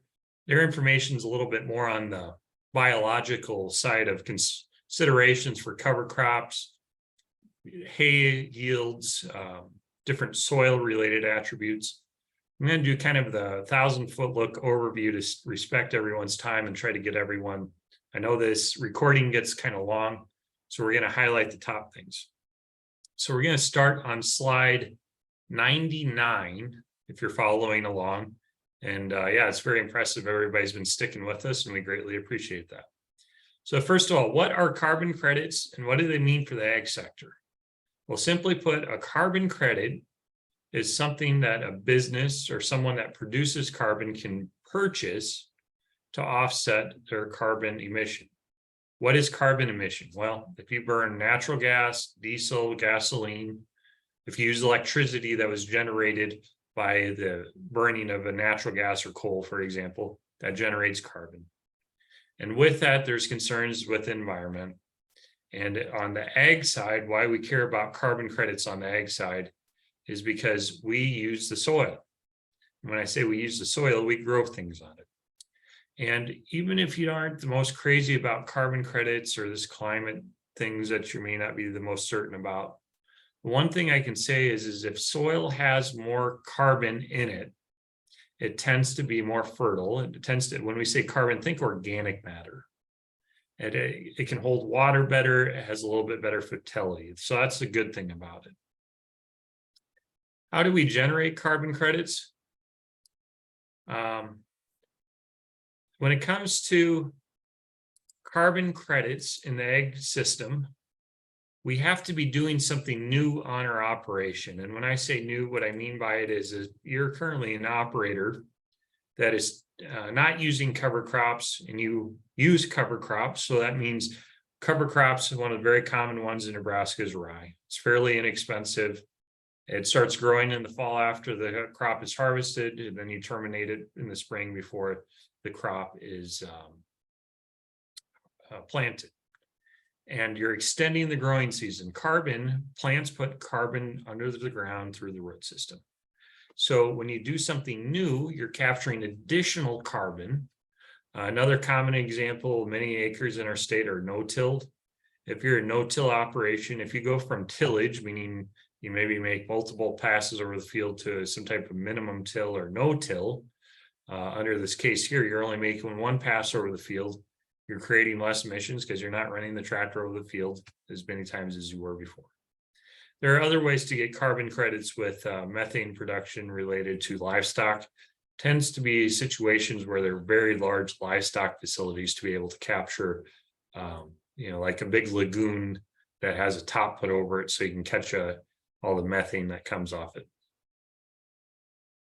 Now, the topic that gets to be a little bit sensitive on carbon credits, there are two types of carbon credits. The majority of the United States, everything is voluntary. Other places in the world, except the exception for the United States is California. And if I recall from somewhere I read, I think parts of the northeastern New England area of the United States, they also have what are called compliance markets. There's parts of the European Union as well. Basically, with the compliance markets, what it says is if you're a user of energy, traditionally somebody like a big data warehouse out in California with one of the big technology companies, you're using energy to power up that site. They're burning carbon off. And when they burn carbon off, they come out and they buy a carbon credit from someone that generates a carbon credit. Voluntary markets, you can be a company in Nebraska and buy a carbon credit to offset your emission. It is voluntary. It is not required. It might be part of the social construct of that business that they feel that it provides value to their bottom line. And that's why it's voluntary. And when we generate a carbon credit in our ag sector, we can be in a voluntary area and sell it to one of the what we call the compliancy areas. Where are the trades? Carbon credits are not traded on the Chicago Board of Trade, the Dow Jones Industrial Stock Market Exchange. They're private trades. They tend to be companies, and I grabbed this website here from AgWeb. They had an interesting website search on there.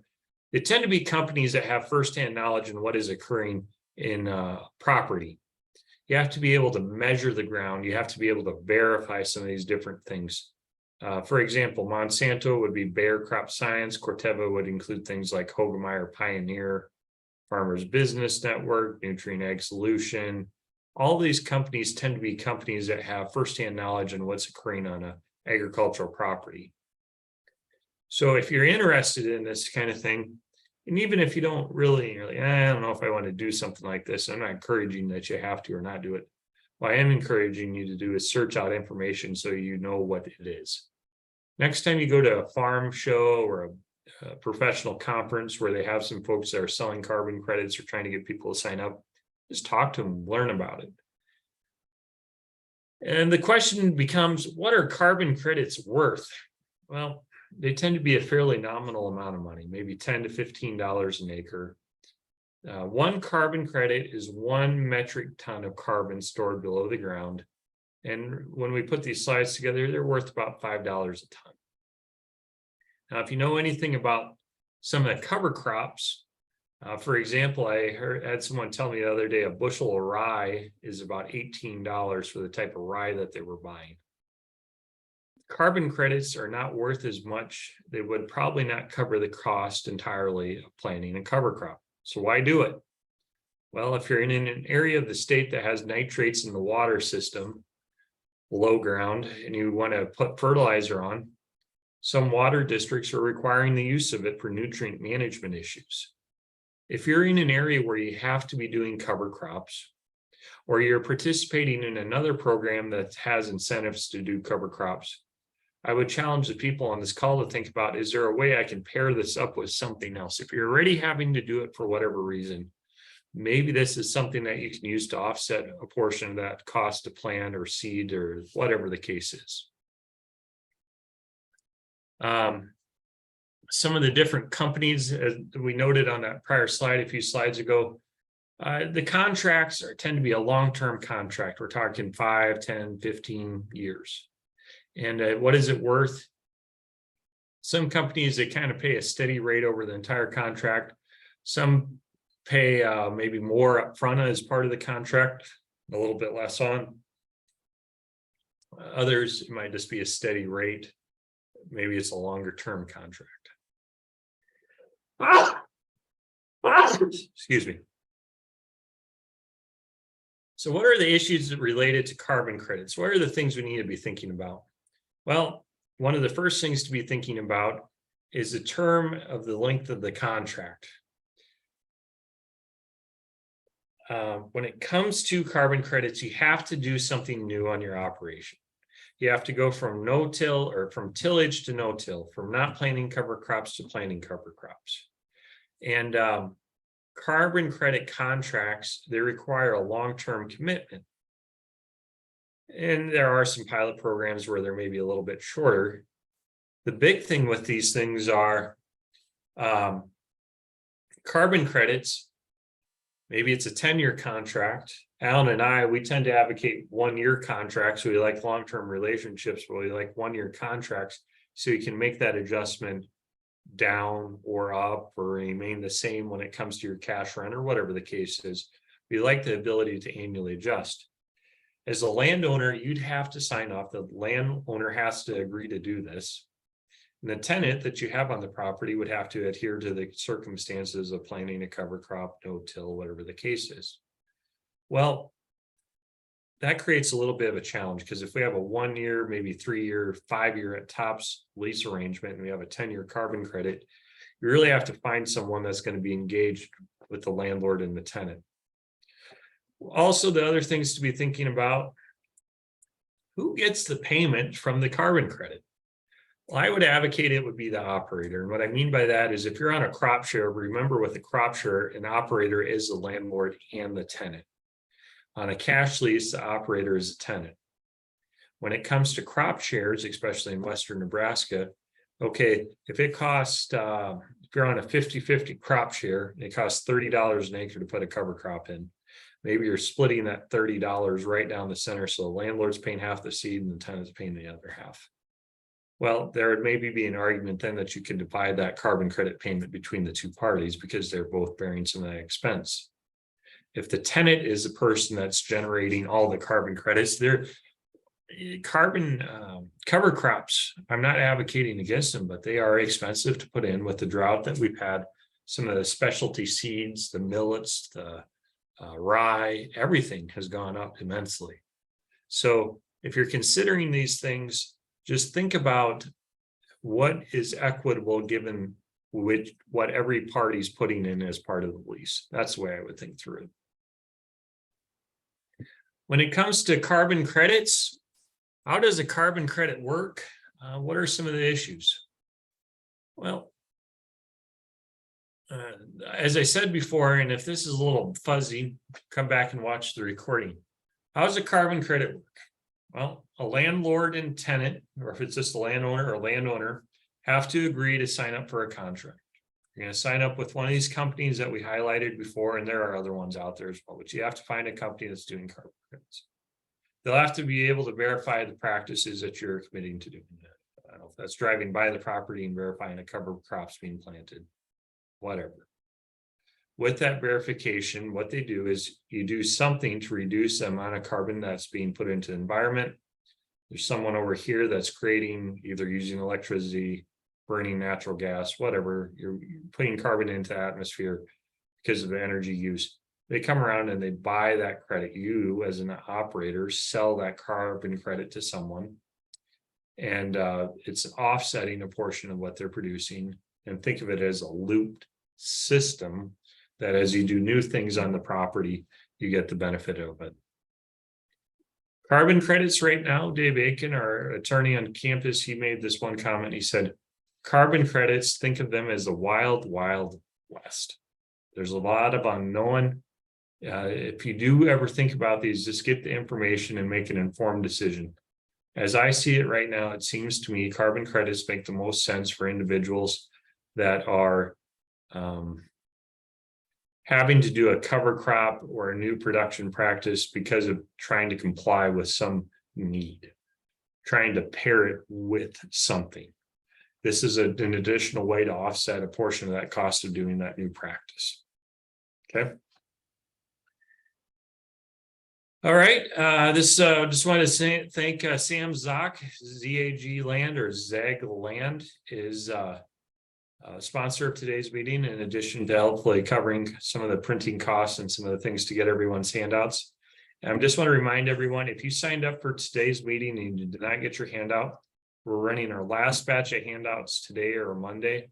We're going to send everything out. We always wait to print the last little bit because we don't want to have too many extras sitting around. It will be coming in the mail. There are electronic versions available online as well. And if you got some of the questions on the slides I didn't cover, reach out to Aaron or Brad. I'd be more than happy to visit with you. But with that, Allan can turn his camera back on now too. We finished. We got about an extra 15 minutes, give or take a few. If anyone has any questions, you are more than welcome to type them into the chat pane or Q&A. We had one person make a comment. This was very helpful. You bet. Thanks for attending. We had a really good group of people that hung on for the majority of our meeting today. So that was very good thing to see. Al, do you have any other comments, things I missed or? No, I think we're good. I don't know. Unless there's questions from the people. I mean, they could still get a hold of you even after I'm retired, and you'll know how to answer the question. You got this. You know what to do. Yeah, the main thing is just make sure everybody that there's clear communication, because if you have that, then you can get through almost any question. And for a lot of the stuff, there really is no research study or textbook to tell us what to tell you. It's mostly just what you hear from Nebraskans as we go around and travel around.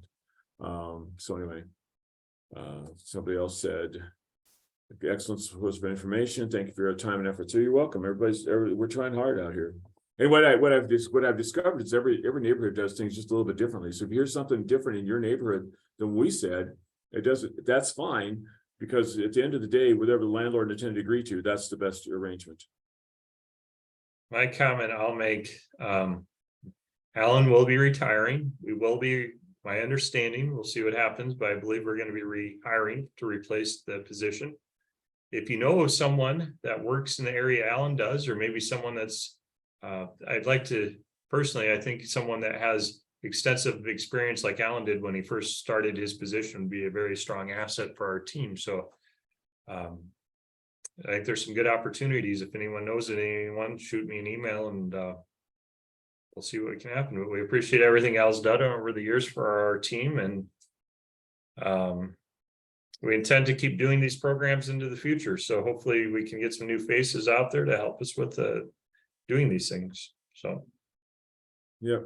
Have a good day, everybody. Have a good day. Take care of yourself. All right, I'm going to go ahead and stop the share, and I think we're going to go ahead and Ryan's probably going to stop the recording momentarily. So thank you to everyone. Thanks, Al. Yeah, thank you. Talk later. Yep.